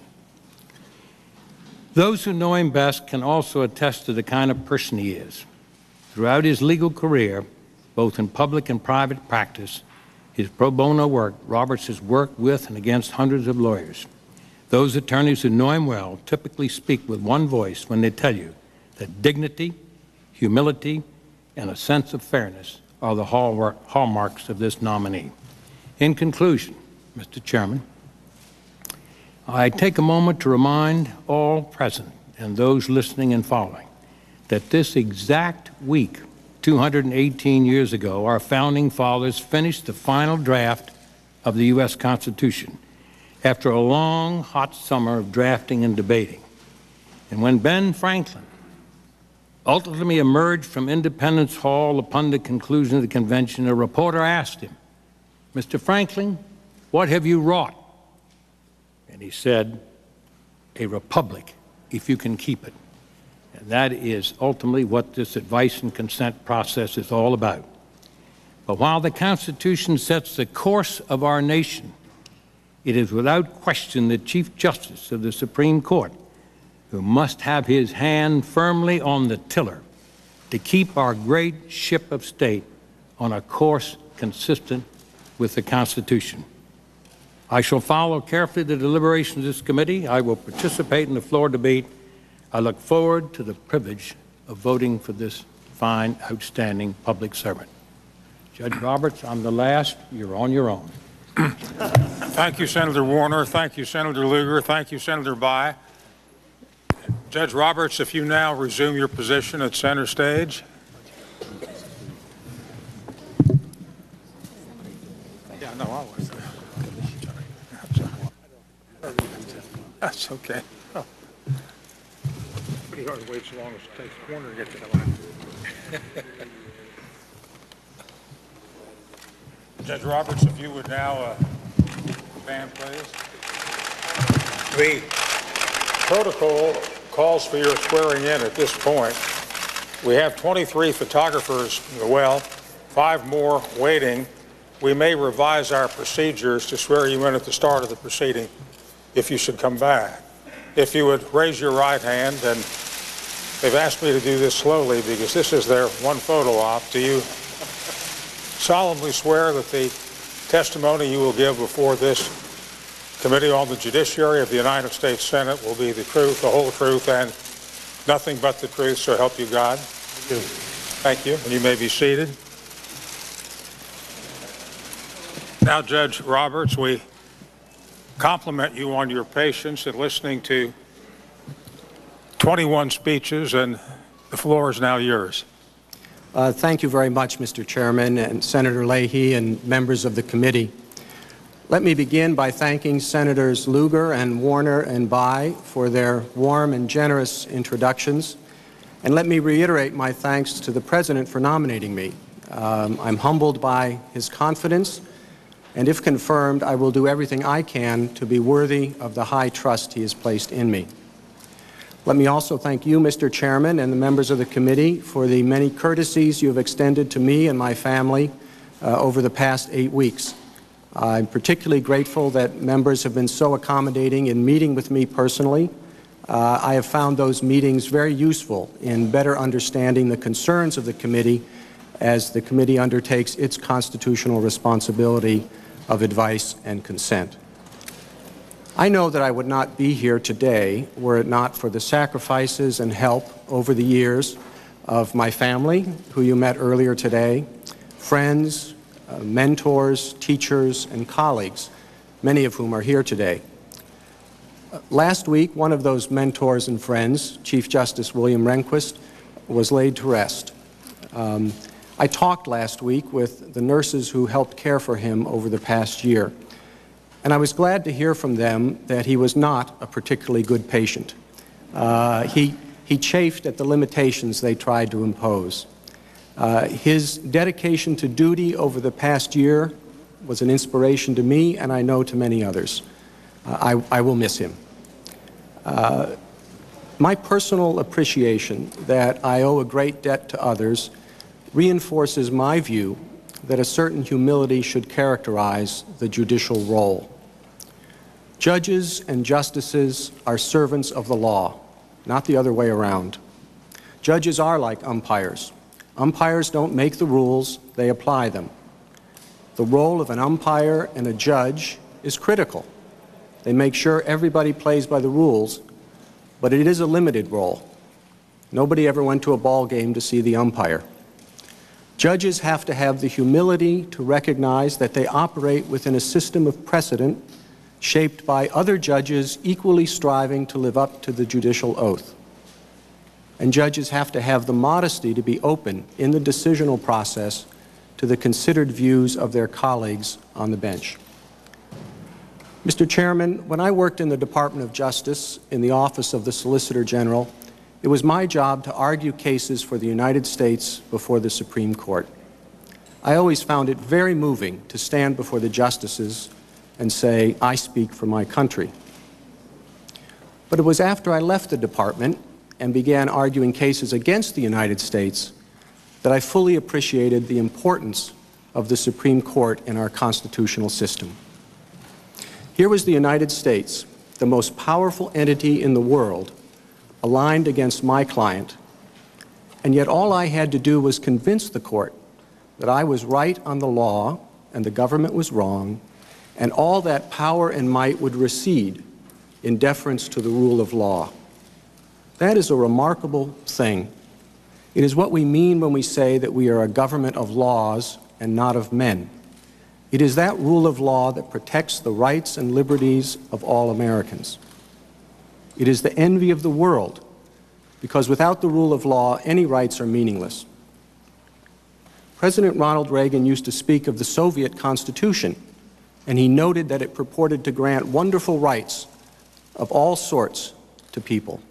But those rights were empty promises, because that system did not have an independent judiciary to uphold the rule of law and enforce those rights. We do, because of the wisdom of our founders and the sacrifices of our heroes over the generations to make their vision a reality. Mr. Chairman, I come before the committee with no agenda. I have no platform. Judges are not politicians who can promise to do certain things in exchange for votes. I have no agenda, but I do have a commitment. If I am confirmed, I will confront every case with an open mind. I will fully and fairly analyze the legal arguments that are presented. I will be open to the considered views of my colleagues on the bench. And I will decide every case based on the record, according to the rule of law, without fear or favor, to the best of my ability. And I will remember that it's my job to call balls and strikes and not to pitch or bat. Senators Lugar and Bayh talked of my boyhood back home in Indiana. I think all of us retain from the days of our youth certain enduring images. For me, those images are of the endless fields of Indiana, stretching to the horizon, punctuated only by an isolated silo or a barn. And as I grew older, those endless fields came to represent for me the limitless possibilities of our great land. Growing up, I never imagined that I would be here, in this historic room, nominated to be the Chief Justice. But now that I am here, I recall those endless fields with their promise of infinite possibilities, and that memory inspires in me a very profound commitment. If I am confirmed, I will be vigilant to protect the independence and integrity of the Supreme Court, and I will work to ensure that it upholds the rule of law and safeguards those liberties that make this land one of endless possibilities for all Americans. Thank you, Mr. Chairman. Thank you, members of the committee. I look forward to your questions. Thank you very much, Judge Roberts, for that very profound statement. We will stand in recess until 9:30 tomorrow morning, when we will reconvene in the Hart Senate Office Building, room 216. That concludes our hearing.